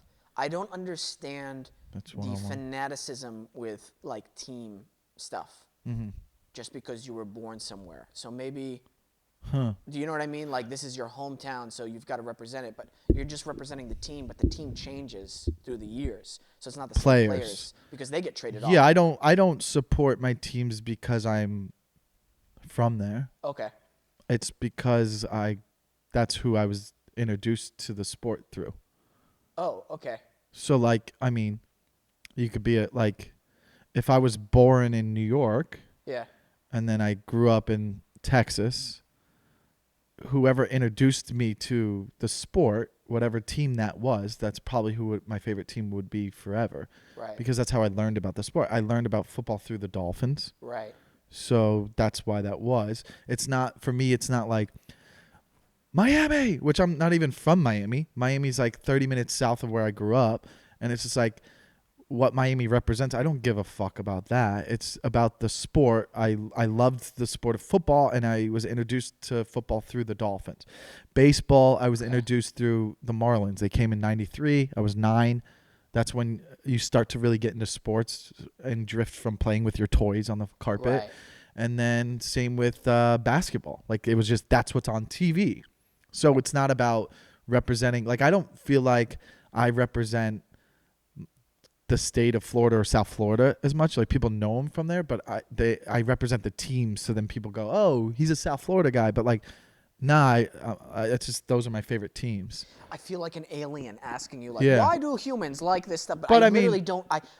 There are people who do that. I get like people like New York, the Bronx, whatever. You fucking, you know what I mean? Or you go Boston, dude, with a shit. But like, I don't think they even realize that like they don't like the Red Sox because they love Boston so much that, but they could be. There's actually a lot of people that could be that way, but they were introduced to, most people were introduced to a sport a certain way. Like you'll meet people and like, where are you from? They're like Dallas, and like, how are you a 49ers fan? That was like the biggest rivalry growing up in the night. Like, whoa, I don't like, oh, that's what my dad was watching on TV. Like you hear those stories Right. of like, that's what it was on the TV as a kid. So that's how I was introduced to it. So it's being a fan of that team. Yeah. But I'm not, I'm a fan of the team, but I am a fan of players too. Okay. Like I want the Lakers to win because of LeBron. I love LeBron, but he might play the Heat.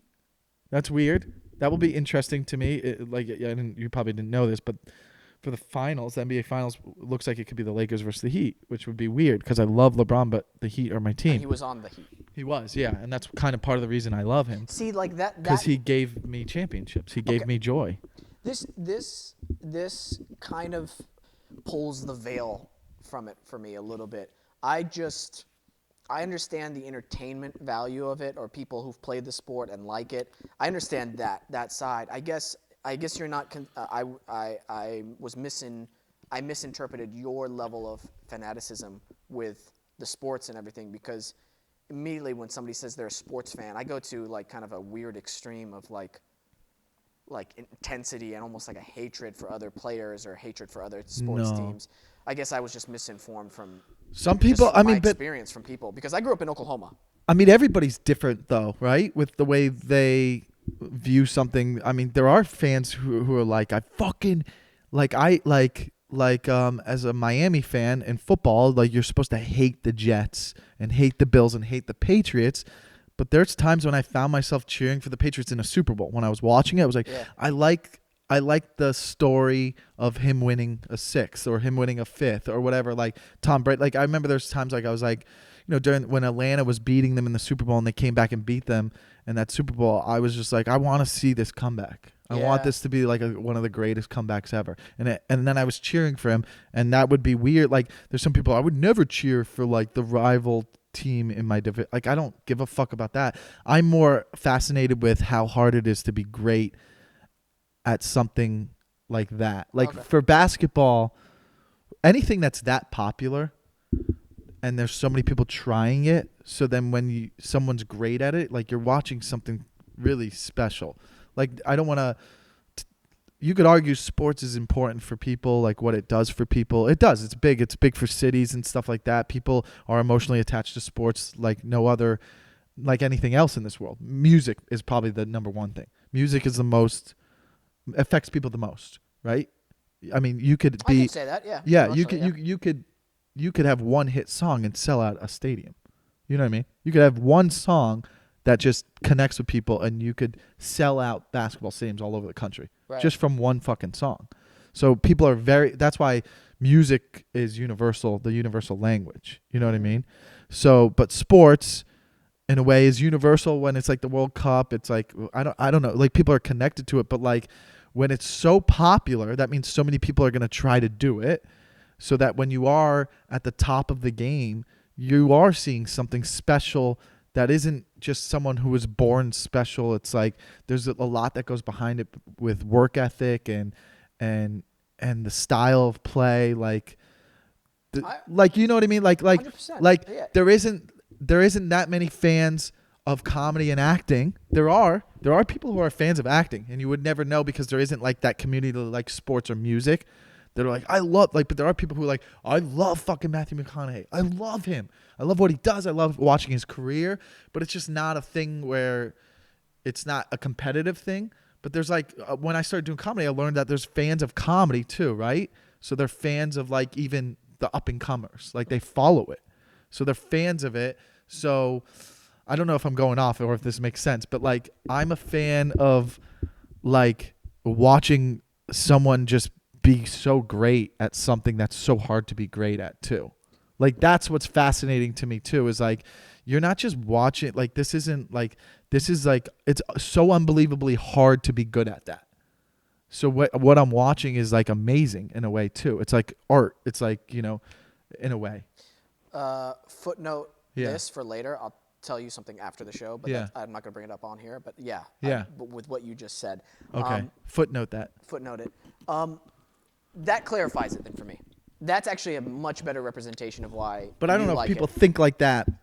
All people, it like specifically of like, people will hate athletes and stuff, but I'll also like look at an athlete and be like, I mean, yeah, but like, it's amazing, like to just be able to get to that level, like, and the work it goes behind being that great of something. Like nobody is just naturally talented and that good. Like even Michael Jordan or LeBron, like dude, you don't even know. Like the reason they are that good is like ask any other players. Like, oh well, they just work harder.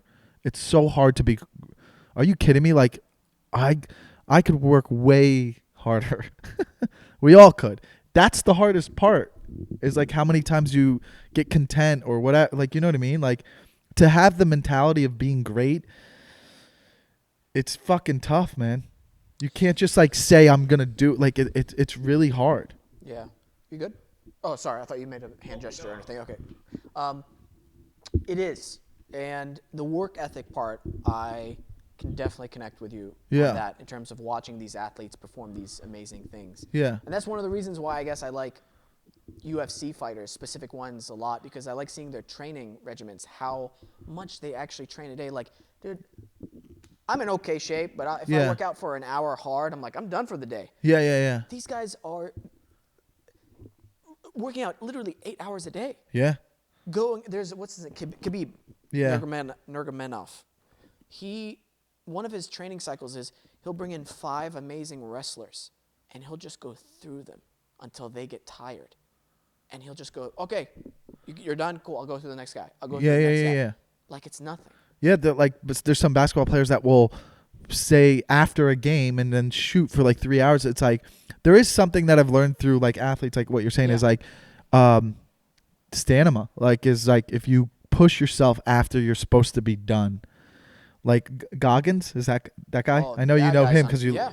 like he preaches that a lot of like when you think you're done, keep going, and you do get a second high. Like I like running with like I ran a half marathon like a couple of years ago. Like it's funny, like you hit that 4 mile mark, 5 mile mark, and then you're like, okay, now I'm ready to keep going. Like you get this high of keep going, and it's like if you can, you learn what I learned through that is like if you could do that with other things, that's how you can become great.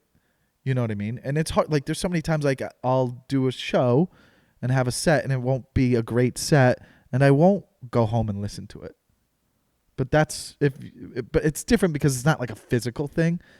But that's like a work ethic thing. Like it's harder to, it's harder to watch an audition tape where you're like, I hated this take, or like I hated the way I was like I remember in acting class, like people hated watching themselves. I'm like, what? I'm like, dude, that's how you get so much better when you watch yourself. Like my acting from year 1 when I was in this acting class to year 5 was drastically different because that didn't affect me because of stand up. I would watch my sets. Right. So I was like, no, I like watching it. Like it was fun. And I was like, I also identified with how much better you get from watching yourself, especially in auditioning, like watching those tapes. Yeah.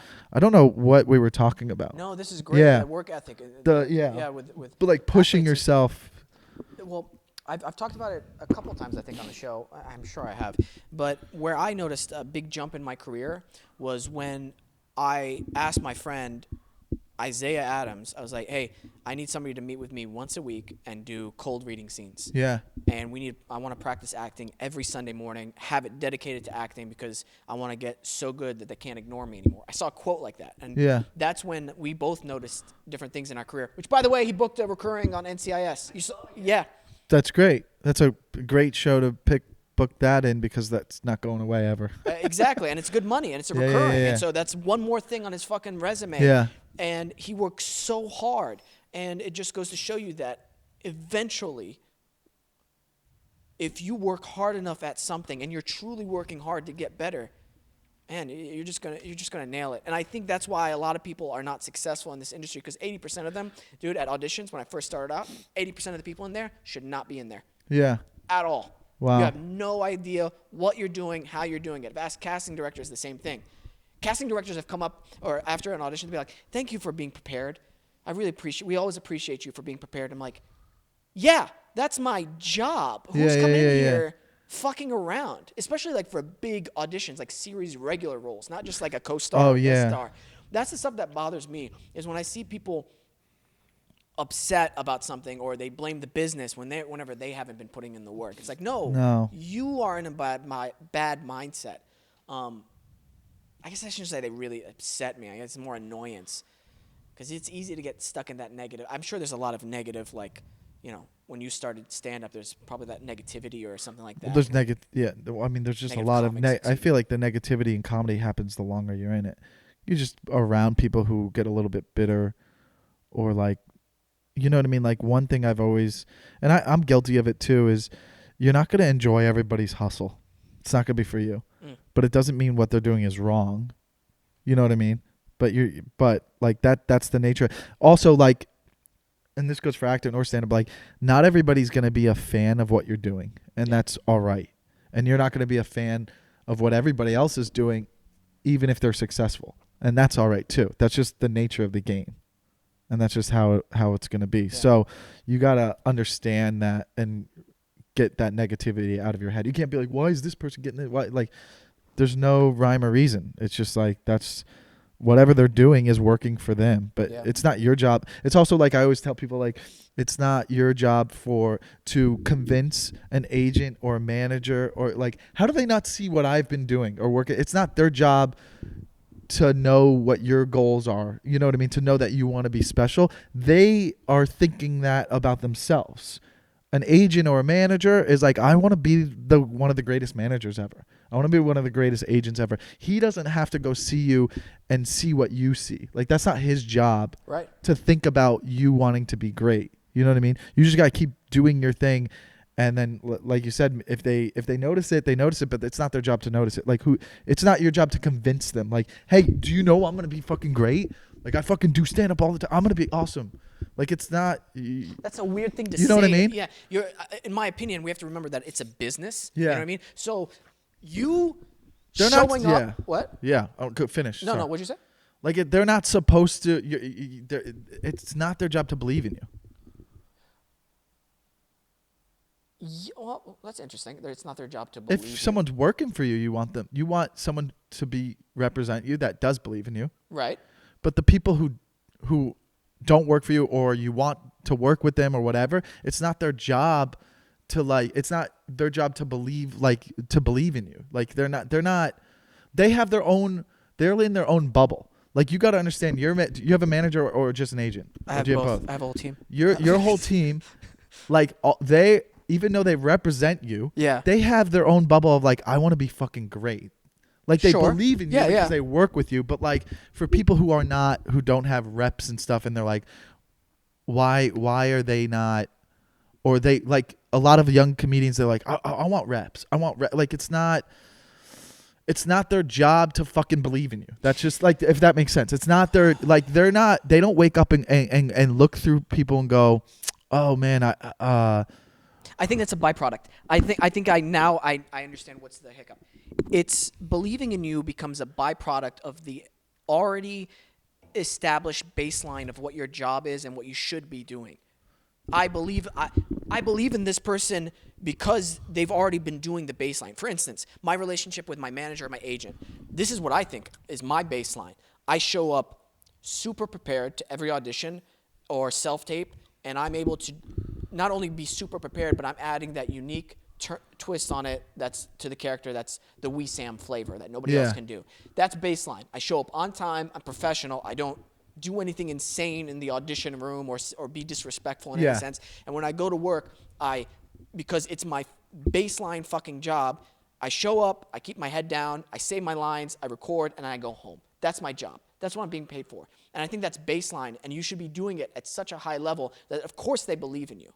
That's just a byproduct. I guess what I was trying to say is you can't get upset if they don't believe in you. That's what I mean. Okay. It's that you can't, like, if you're in this industry, you can't get upset if somebody doesn't fuck with you because they're not thinking the way you're thinking, and it's not their job to, like, believe in what you're, like, you can't get upset at that. Like, you have to just do your own thing, if that makes sense, I guess. 100%. You can't get upset for even peers not fucking with you.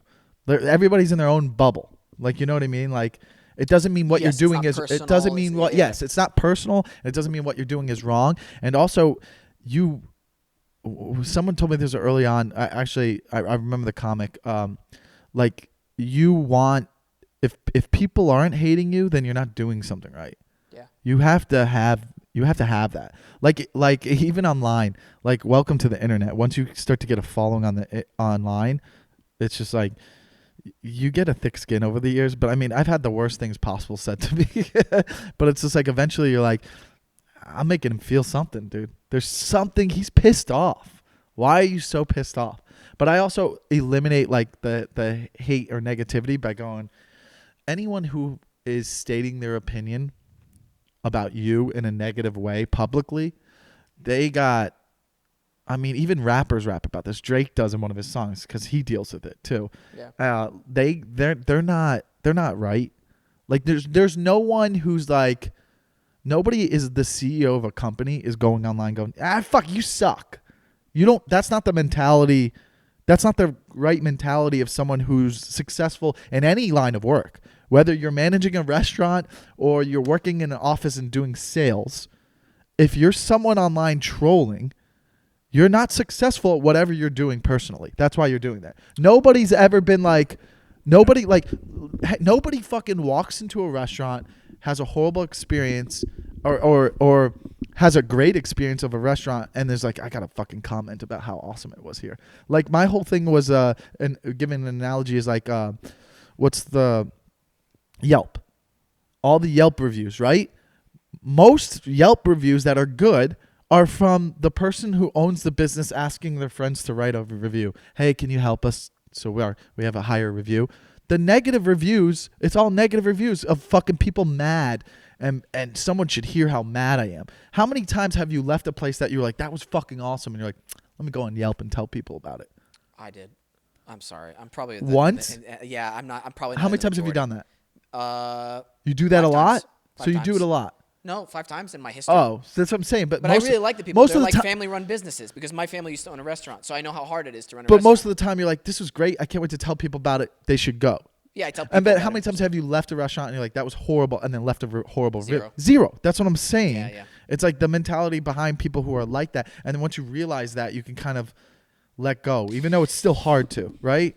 I don't know. No, you're speaking truth, and I think it's important your community you surround yourself with Yeah. personally Yeah. for your growth. That's Sure. That's important too. And I know I haven't talked about this about Peyton, but well, I have talked about it. Peyton's brand new to LA. How many years has it been now? 2 years, right? And the way we came across each other was really funny because somebody emailed and said, hey, I know him. Here's his email. And I forgot about meeting this guy. And so this was a stranger emailing me, but he was moving to LA. And I was like, all right, cool. I'll help out or whatever. And what was cool about Peyton is he took the advice of somebody who's already been here. You know, and Yeah. I'm not trying to make that sounds weird and makes me sound like I'm talking good about myself. I'm talking No, good it about doesn't. Peyton because he took the advice. He was Yeah. a go-getter. He seems like somebody who's hungry to establish himself Yeah. and hungry to and like not a lazy person which is why he's on the show and we're working together on this. Yeah. And without that kind of community and teamwork around you, it's impossible to move forward in this industry. And I think part of the process of becoming successful as an entertainer, whether it be a comedian, an actor, or a producer, a director, a writer, you got to have that community who's willing to For sure. on that same level. For sure. Do you know what I mean? Because Yeah, I yeah. can only imagine if you just hung out with the negative comedians all the time when No, you first started off. I mean, you identify it and then you distance yourself. I like there's some funny guys that I know are funny, but then every time I would run into them at the store, it was just like always so it was always like complaining. So I would just be like, I'll say hi, and then I kind of just go, hey, good to see you, and then I gotta like I don't even make it obvious. I'm just Yeah. like, it's just like I don't want to get sucked into the bitterness of like you being upset because something's not going your way. Right. I like nothing's going anyone's way really. You know what I mean? Like you gotta just put your head down. Running helps me. It's just like when I'm running, I motivate myself so much. I'm like, I said that to someone and they corrected me, but like sometimes I'll be running and I'm thinking about my career or what to do next and stuff like that, and I'm just like, you got to keep going. Like I'll push myself like how hard I want to work. I'll be like, remember what 16-year-old. Imagine if you're talking to 16-year-old you, he'd be like, holy fuck. He'd be like, holy fucking shit. You're doing that? You've done this? You've done all that already? That's like, oh my God, push even harder now. He would be like, go harder. Go fucking harder right now. Like, what are you doing? You're so close. Go fucking harder. So I'm like, oh, I got to go harder for him. Right. And then someone's like, well, why don't you just work harder right now for 45-year-old you? It's different for me. But that makes sense. You know what I mean? Like, so 45-year-old will look back when you were 36 and be like, I'm so proud of what you were doing when you were 36 because now I'm here at 45 with a family and a house. You know what I mean? But I do it reverse. I go, think about 16-year-old you would be so geeked that you're in the shoes you're in right now. So just go even harder for him because if he was evaluating you in your position right now, even though you get a little content with, not content, but like not complacent or like what, like, I don't want to say like I don't work as hard, but you're like, he would be like, you got to go harder, like, because you're so close. Because right now you don't feel so close sometimes in your shoes. Right. You feel like you have a long way to go. But from a perspective of like someone who was never even in the industry or something like that, of like if you go a little bit harder or if you change your habits, like life is all about habits. If you can get good habits, you can change your life drastically. So it's like if you can do that, you'll have everything you ever dreamed of when you were 16, if that makes sense. It does. It seems to me that you have this really interesting personality where earlier we were talking about this like imposter syndrome, right? Yeah. And it's this like kind of negative aspect about yourself which kind of questions your worth. But then what you just described is this wonderful self-love, which I don't Yeah. think a lot of artists really practice. And it's like, no, you're actually doing good, man. You're working hard. You're doing this. Yeah. And it seems like, I know this sounds silly, but the good side seems to be winning now from what it Well, I seems like. hope. Well, it seems you're consistent because you're consistent with your running, you're consistent with your podcast, you're consistent with your stand-up, even in the midst of a pandemic. So I think it is shifting over to that. Well, I mean, all you can do, I mean, dude, I've had a rough year, and it's like you can put your head down and fucking get set, or it's like you could just know, like I keep telling myself, a year to this date, I want to just be sitting around with like whatever comedians would be like, how crazy was it? Like a year ago today, we thought like life was fucking awful or over. You know what I mean? Like you can only keep going. I get that from my mom. It's just like you can only like all you can control is what you have in front of you, and it's like you can make your life a lot worse and get down about it. Like you know, even if like you know my parents are older, they're both healthy still, but like eventually you're gonna have to bury them, and that's a rough time. Like you gotta like life is not gonna be easy, and I always think about like man, I've had the easiest life. I've had a great life, like in perspective to what other people have had to go through. You know what I mean? So it's like, these are my obstacles that I got to overcome. This is where a character comes out. It's like, okay, push through it. Let's be happy. Let's stay working out. And a year from now, we'll be like, oh, fuck yeah. We got through it, and we'll be stronger. We'll be more mature. We'll be humble. You know what I mean? That's one thing I wanted to work on, being a little bit more humble, but yeah, it seems like you, from your perspective, you're like, yeah, it's been going good, but it's like, you know, with everything that's gone on in comedy and with the pandemic, and then I put my dog down like 4 months ago, so that was crazy too. Not that like everybody has to go through shit like that, but like it's just like this year was piling on, and it was like the only thing to do now is to like, you're on your own, put your head down and keep going. Well, I wouldn't say you've had a good year. What I'm saying is like you are focusing on the more positive aspects of who you are as a person. And you're absolutely right. It's all you have left. And not all you have left, excuse me. But it's all anybody has though. Anybody, whoever you are, all you have is your state of mind. You know? I've been, and I don't know why I turned to Peyton, like Peyton, my friend, recently I've been kind of introspective about this one aspect of myself. I haven't prayed recently. And one of the reasons was because I used to like running, and I would go run up at Griffith Park to Wisdom Tree Trail and run, and it'd be like this before the sunrise, and I'd be able to meditate. And I used to like having my time with God up there because it's like isolated, and I had to work for it, and it was really special. And I haven't had that, and I've kind of felt like that's been slipping, and I feel like a lot of negative aspects of myself have been coming out. And one of the things that has kind of been making me feel anxious is the idea that my attachment to things and my attachment to my own identity, who I think I am.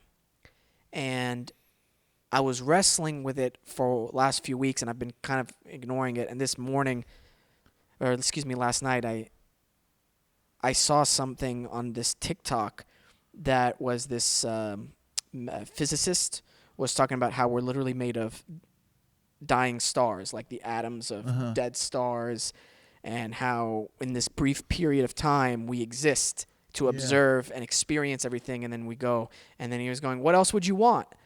And then that question he said, I was like, oh, that's so depressing. What do you mean, what else would I want? I'd want a lot more. And I was praying this morning for the first time in a while, and the attachment issue happened. And I was wrestling with it, and I've come to some amount of terms with it that I didn't want to accept that truth, that everything that we have is a rental. Yeah. Our relationship with our parents, our relationship with each other, our relationship with ourselves, our relationship with objects, because they go away. Yeah. And then it made me start really, and then I've accepted it partially. Okay, that's the truth, but I'm still connected to these things I Sure. feel that. I'm still trying to wrestle with that. And then I'm like, well, what do we have then really? And it's something you just said where how do we then work with the cards that we've been dealt? Yeah. And that's what we have control over, our actions Yeah. with these things. Man, it's heavy stuff when you really start thinking about it because we don't talk about it in this day and age. You know what I mean? Don't you feel like we are lucky that we can't, like, I feel like emotionally you grow a lot in your 30s. I don't know what happens after your 30s because I'm not there yet. Yeah. But emotionally you become, maybe this is just for males, I don't know, but like you mature a little bit emotionally, but you learn a lot emotionally. But I also feel like it's because of the line of work we're in and we're not in the matrix of a 9-to-5 job, married and going home to kids and putting them down. I wonder if like my friends back home think the way you're talking and I was speaking, if we have a gift because of the time we have and we get to like analyze ourselves and learn about ourselves and think about like how, man, we take ourselves out of the bubble sometimes and go, well, nothing actually really matters in the end but your friends and your family and doing something that you enjoy, that gives you joy and keeps you happy. But at the end of the day, you know what I mean? Like we are chasing something a little bit, right? Yeah. Yeah, but like I don't want to interrupt you. No, I know you're on a go train go of ahead. thought. I hate to interrupt you, but Go. But okay, we enjoy. Okay, just the things we enjoy. Yeah. All right, but I know for a fact, as much as I love acting, that enjoyment is not forever either. It doesn't last. Maybe, yeah. I don't know. Well, definitely doesn't. What Like it- with your enjoyment of, like whenever you're on stage, that time is just for that specific time. It doesn't last forever. But the thing, the what's evolved around going on stage, like the hanging out before you go on, like the whole aspect of comedy. What do you mean? Like on stage is so fun, yes, but then Yeah. also off stages too. Okay, but when you go home. And then I go home. Yeah, exactly. Yeah, See what yeah. I mean? That It's only for a little bit, it's, but it's fleeting. yeah. But are you saying that goes away when I'm 60? No. It could, I don't know. Yeah. See, Yeah, I don't. It could. I don't know either. Whatever emotions. Are you good? Sorry, brother. Oh, you can use the bathroom. Okay, cool. Yeah. Like It's a very Buddhist way of thinking. I understand yeah. that. It's very like everything. I don't want to be controlled by my emotions on things just because I enjoy something. I don't want to be always chasing that feeling because I know I just like enjoyment. Like I don't know. That just I get feels what you're. I empty. get what you're saying. You're saying you're chasing a feeling, so then it's a drug. Right. Like what sugar is. You know, I enjoy eating a chocolate chip cookie. Brings me joy. You know what I mean? But it's temporary, and then maybe later you feel bad about it or something like Right. that. But I think it's important to know that no, there is the point of what I'm trying to say is like nothing does matter, and trying to be present in the moment of like, oh, this was fun. If fucking 100 people watch it, whatever, we had this. We'll always have this. If I don't talk to you for 3 years and I run into you, I'm like, oh, what's up? Like there's those moments too that you stay connected to, and then you just experience life and you're like, okay, that was magic or whatever, that was cool. I mean, I don't know. This year's made me realize like family and friends and what do you really want? Like what do you want to leave behind, I guess maybe. I mean, dude, we'll all be forgotten. The only way you're not really, I mean, everybody will essentially when the earth explodes. But like unless you're a president, you're forgotten. You know what I mean? Like really? Like so what does it matter? What are you really doing anything for? So if you're chasing, guaranteed. you know what I mean? Like even a president, you're forgotten. Like I only know 7. How many presidents do you know? 7? Everybody's forgotten. Maybe 7 presidents, Michael Jackson and the Beatles. That's like literally it. I know. And then even our kids are going to not really know that much about the Beatles. It's going to fade the longer time goes. Do you see what I'm saying? So Yeah. then I have a personality quirk Yeah. where I go to the extreme Yeah. with things. So let's say I started working out. Yeah. I'm gonna be like, oh cool, I wanna try to run marathons like Cameron Yeah. Haynes does a day. All right, Wesam, you can't start doing that because you're out of your goddamn mind. You have to build up to that. Sure. And so I'm thinking to the extreme with this situation. Okay, well if all these things are fleeting, Yeah. my relationships, everything. By the way, I believe in reincarnation with only through humans, though. So like Okay. you get reincarnated into another life. what's the purpose then? That's where I always go. I'm coming back to We'll this. never know. Will we? We'll just. I never don't know. I mean, it's the whole thing with like religion and afterlife. Nobody knows. Yeah. It's just faith. It's whatever you want to believe, and then what you believe is based on that's for you. You know what I mean? Mhm. Everybody can have their own thing, and at the end of the day, it's whatever helps you get through the day. I don't know, man. People have different things. Like people enjoy teaching. People enjoy, like, they get joy out of inspiring and people. I don't know. Right now, I think you gotta just kind of. Everybody has goals. I have goals, but like you live in the moment, and it's just like. See, This was fun. I'm having a good time.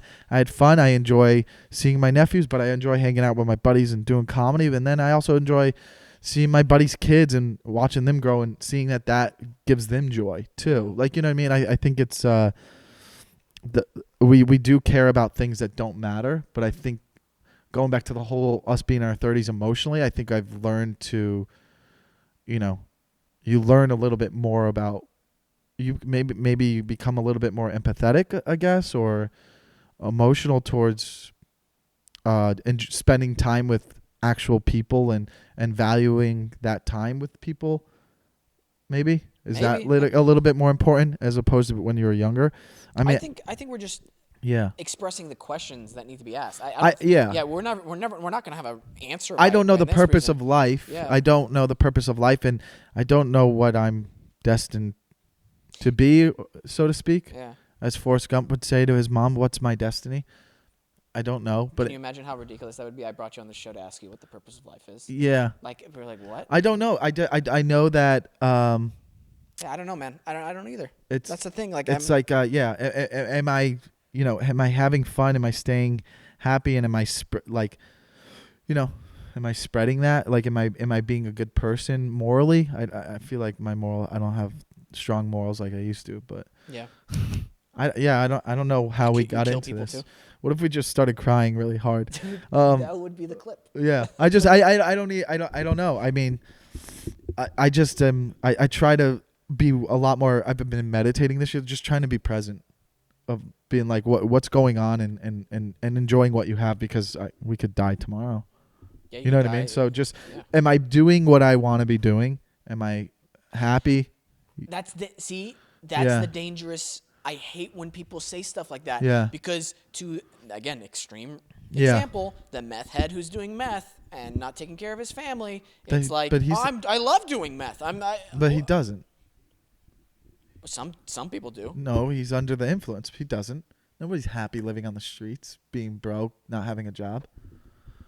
Oh, that's an interesting perspective. He's not happy. He's doing it. He keeps doing it to cover up what he's not happy about. That's addiction. Yeah. You know what I mean? Like, he's not, like, nobody's happy really eating 12 donuts. You are in the moment. Kreischer, maybe. In the moment, but then an hour later he's like, why did I do that? I feel like you can't lie to the fact that you are going to feel sick. Yeah. You can't. Like, you're going to feel sick. It's impossible. That's just how our bodies are made. You're going to feel sick. You're going to feel great in the moment. And that's the same thing with drugs. Yeah. They're happy in the moment of being high. Yeah. But then there's that moment of when they're sober that they feel like shit. And then that's why they keep doing it. They're not always like, whereas I'm not doing stand up right now, but I'm so happy with the way I'm pursuing it and what I'm doing in between it. Yeah. Of like keeping my mind creative and not feeling dull or depressed or whatever, you know what I mean? So, I think that they're not happy, actually. Yeah. Anyone who's anything, it doesn't even have to be drugs. If you do anything too much, it's not healthy, I think. This has been I've enjoyed it. We're not over it, unless you want it to be over. But this is one of the reasons I love doing this show, because having a conversation with someone like you who is a comedian about these kind of topics. Obviously, the whole show isn't like your show where you're like laughing. We're talking about comedic things.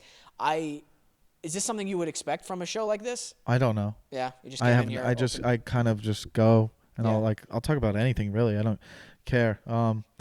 But yeah, I mean, I don't know. I'm always just like down to like give an opinion, but I'm also aware enough to know, like, I don't know if I'm right. I can only just give my perspective based off my observations through my life. You know what I mean? But I do like talking about deep shit. Yeah. It's interesting because it's like, at the end of the day, man, you don't know someone else's point of view on something. You don't even think about that sometimes until they say it and you go, oh, wow, I've never even thought about it. And it's so obvious all the time. And this is with anything. You're like, have you ever thought about it like this? And that's a problem is you'll get a popular point of view on something and everybody will, that's right. And it's like, hold on. Have you even heard this side or that way? And that goes with anything. Like even there's a fucking crazy Trump guy out there and he could be right about something. Or who's the big right wing guy who's well spoken? Oh, here we go Ben again. Shapiro? Ben Shapiro. The guy's smart. How did I know out of all the right wing guys? You said well spoken. I'm like, well, there's only one. I'm Yes. kidding. So Yeah. him, like I've watched him a few times, and I don't necessarily agree with him, but he said some things where I'm like, oh, I never really thought about it like that. Yeah. You know what I mean? Like, but I don't necessarily agree with him, but like, I don't know. It's just like something different to like hear. That's a great point. I brought that up episodes ago, the Ben Shapiro, because I don't like. There's some things he's said like what you just mentioned that I agree with, and there's some things that actually I'm like, oh, dude, no, you don't. Where's your empathy? Where's your Yeah. You're looking at this certain subject through a tiny keyhole, and you're not seeing the whole picture. Yeah, for sure. And But why, you could why do argue we- he's not a dumb guy. No, but That's also, the- yeah. why are we going to just negate everything he says? And why are people saying he shouldn't be allowed to speak? That's the part I have trouble with. Yeah, I agree. Like, for the most part, most people should be allowed to voice their opinion. Yeah, I agree. I mean, I like to. I'll watch some of his stuff, and I just want to. And I'll watch Fox sometimes too. Who's the guy who seems like a character in an Adam Sandler movie? Who's just like so like a rich frat guy. What's his name? On what? On Fox. He's like He's a fat dude? no, he's like skinnier. What's his name? Fuck, man. We've been doing this the whole episode. I can't look up anymore. No, oh, I thought you said you were done with the battery or something. I was like, oh, we're done. No, we don't have to look him up. He's one of the famous Fox guys, but like he's literally seems like he's from a rich family. He's like, here's the problem. Oh, yeah, I know who you're He's talking like a caricature. He's literally like he seems like he would be like the bad guy in a movie, in a Never comedy brushes movie. his hair. It just like he's probably like early 40s, maybe mid 40s. He just seems like he's a character in a movie. That's what's so funny. I'm fascinated watching him because he's the most ridiculous. He's like, this guy's never left his his rich neighborhood. He's just never. He has no idea. Like he has no idea what it's like out there in the world. Whereas Ben Shapiro has a little bit of like, I feel like, he's our age, but he's smart. But like, he also has his is more like he's smart at arguing. That's what it is. Yeah, and he has a very I wish Ben would be like, hey man, why don't you spend some time in Guatemala? Yeah. Do you know what I mean? Because sometimes the stuff he says, I'm like, do you really feel you come across intelligent but not empathetic? It's because he's just grew up in his. You got to understand. I mean, he's a fucking dork. Like, bro, he got married at like 23. He's very smart, and there are some smart people who stay in their lane and aren't well traveled. And I don't know if he is or not. I don't know if he's traveled the world. But like the minute you travel outside of the country, it humbles you immediately. Yes. Like if you get out of America and you go other places, you're like, okay, like it's just you realize that like nobody, even with politics, like if you go to Vegas and when things are normal and you're at a blackjack table, you could be sitting next. I remember just sitting there, and this was like last year. I'm sitting next to a guy who's clearly from the South, for sure Trump, just believes all that shit. And then there was the people next to him were like this Latino couple, like clearly liberal, and they were just drinking, talking cards, having a blast.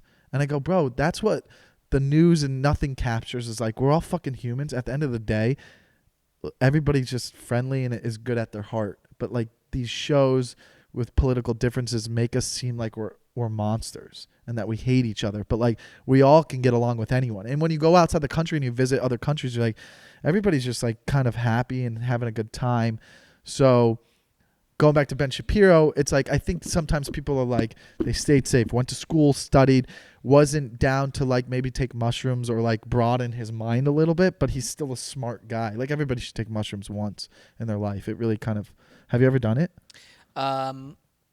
No, but here's my thing. I know people who have, and what they've experienced. I know this is going to sound so stupid to you, but I really do believe it. It's a heightened sense of awareness, right? Yeah. And I've experienced that. This is going to sound so douchey with Yeah. some of my meditation and breathing exercises. Sure. To a And, point. Yeah. It cleanses you. I'll tell you that. It cleanses you and takes you outside of the bubble of being like, worrying about things that don't matter. It makes you, it gives you awareness to realize like more love and just understanding that some of the small things you worry about in everyday life don't matter. And it always inspired me too. After I was done like that week, I was like, I want to go hard at this. Now I know for a fact why I'm doing this. Why am I doing stand? Because I want that. I want like, it clears my goals a little bit for me. It's weird. Yeah. In a way. But yes, you could get that through meditation. That is a possibility. Well, the reason I say that is because yeah. my person I know who's done them, he said, I feel like I don't need to do them because I have his meditation practices and his overall awareness. He's like, I'm glad I did it, but I realized I don't need to do them all the time, but I'm glad I did. And I think a lot of people do need to do it. Yeah. I mean, listen, there's a way to hit that point in the brain through meditation. It is possible to get to that deep moment, but that's what that mushrooms are doing. Whatever that part of your brain is called, where's Ben Shapiro when we need him, that would make you, or someone smart who knows what. Pineal gland? No, something else that it opens it up that you don't use it normally. Oh. What certain drugs do sometimes. Like it opens, there's like some great documentaries about mushrooms too. Like again, we don't use a lot of our brain. What do we use? Like 10% of it or something like that? No, that's actually been a myth. We actually use a large portion of it. Well, how much? Like a large portion. I don't remember, but Make up a percentage. What's that? Make up a percentage. Make up something on here? Yeah, 85. Okay, so there's 15% that you're not using, and mushrooms gets that 15%. Thank you, Michael Lenoci. I don't know. Bro, I don't know. I'm just saying. Wait, you don't know? I brought you on here the whole time thinking you know. It fucking opens up your mind, and you could get to that through meditation, probably. Take mushrooms. Everybody take mushrooms at least once with all your best friends. Okay, this is the last question I'm going to ask you for today. Yeah. No, yeah. Are those real Yeah. Yeezys? Yeah. How do you feel about them? The most comfortable shoes I've ever had. Now, may I ask, did you get them for a ridiculous price? I got them for free. Oh, they were gifted. Uh-huh. Oh, that's really nice. And then I've had these for a year, and I wear them the most, definitely in the day. Like I like Jordans and stuff, and I would wear Jordans when I was doing shows, but I've only worn these now for like the last 7 months. Yeah. And when I'm working again, I'll go get another pair of these. That's Gotcha. how comfortable they are. So what is So I that love 'em. barcode on the side of it? What does it say? No idea. I know nothing. Really about it. SILY-330? No idea. No idea what that Nope. means. I Nope. just Okay. think You they're wear them. comfortable, and that's that. Like I don't know Okay. that much about shoes, Yeah. but I know some about Jordans. But these, I was like, oh, let me try them, and I tried them. I was like, okay, this is forever now. I'll get another pair because in my mind, I'm like, $300 is worth. This is worth $300 if I'm gonna wear them all the time for over a year. Check this out. Hold on. What? These are Cameron Hanes. Cameron Hanes, shout out to Yeah. Cameron Hanes. These are the best shoes I've ever worn in my Yeah. life. And this is one of the reasons. You don't tie. Oh, Bye. wow. I'm done. You're still waiting? You just got caught by the tiger. How do they feel if you're on your feet all day? Very comfortable? Very comfortable. All right. This is I'll try 'em out. not an ad. No, I'll try them. I'm open They're to sold it. out already, bro. They're hard to get? Oh, I brought 2 of them when I bought How much are they? them. These were 200. Yeah, so I'll That's wait not till I bad. get working again. But no, these are his latest ones, and I'm They're pretty sure you can very find some- comfortable, huh? Very comfortable. They're great for running, and I think I might have.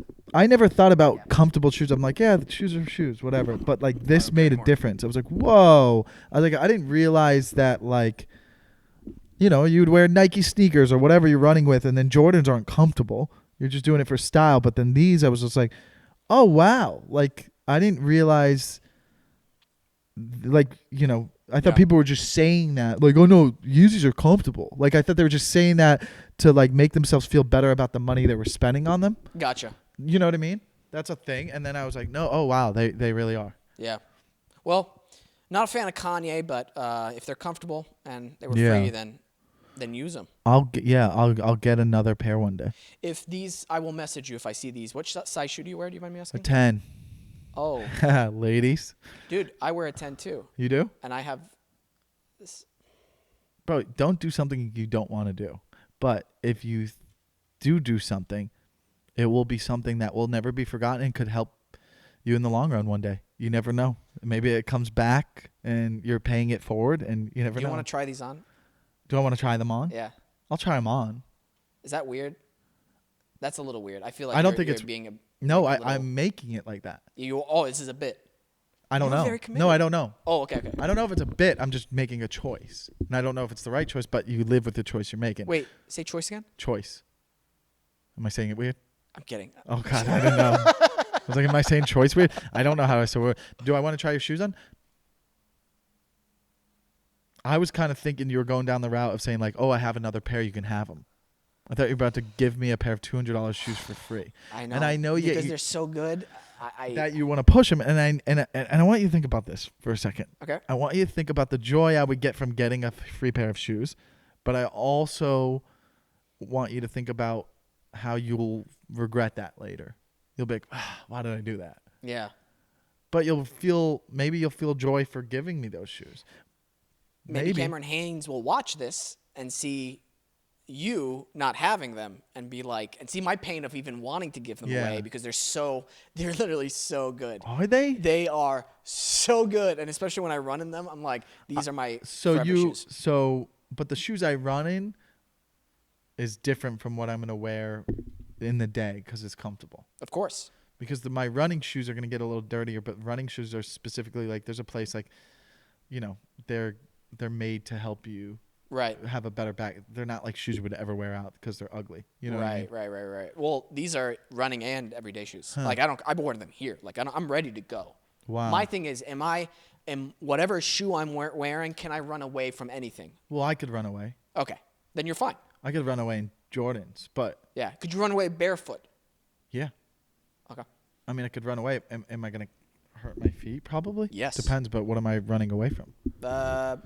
Gang shootout, or Yeah. tigers got loose from the zoo. Tigers got loose. Yeah. I'm thinking about where I am though. I'm not necessarily running. I'm like, okay, what's the best thing for me to do right now? There's tigers. Okay, do I go on top of a car?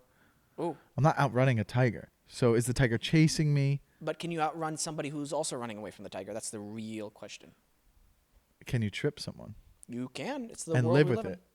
in. Okay. Well, then that's another question. Will anyone know that you really tripped him? You're like, he fell. Well, Mr. Lenoci, before you go, I know I said that was the last question. Now I got to ask you one real last question.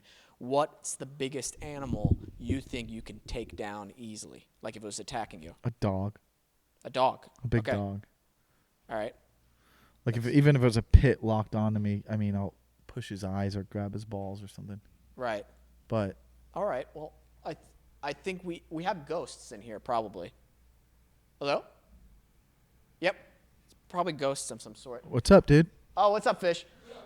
All right. Well, I think this is a good time to end it. This was To wait. I thought it was gonna go a little bit longer, but I guess I'll take that as a compliment. I like that. I guess I did okay. How would you rate yourself on this episode? What's the scale? Any scale you want. It could be colors. It could be Okay. letters. If it's on a scale of Roy G. Biv, I'm a G. I'm a green. Okay. It's a green. 1 to 10. 8. Wow. I would have given this a 9.5 today. Really? Yeah. I don't know. I don't know who you had and like what it was like. We had Mark Hayes. We had to put subtitles. We had, Wow. I'm kidding. You had When- Mark Hayes? Yeah. Well, it's and- better than that episode. Right. We had. Did you even air that one? Yeah, in Ireland. Wow. The fact that you had him before me is. I didn't even. If I would have known he had done this before me, I probably wouldn't have done it. Craig Conant, who I want to say Did you have captions for that as well too? Uh, You need captions for both of them. We had it animated just for no reason. Yeah. You had Mark Hayes who was like, oh, told me, and then Craig was like,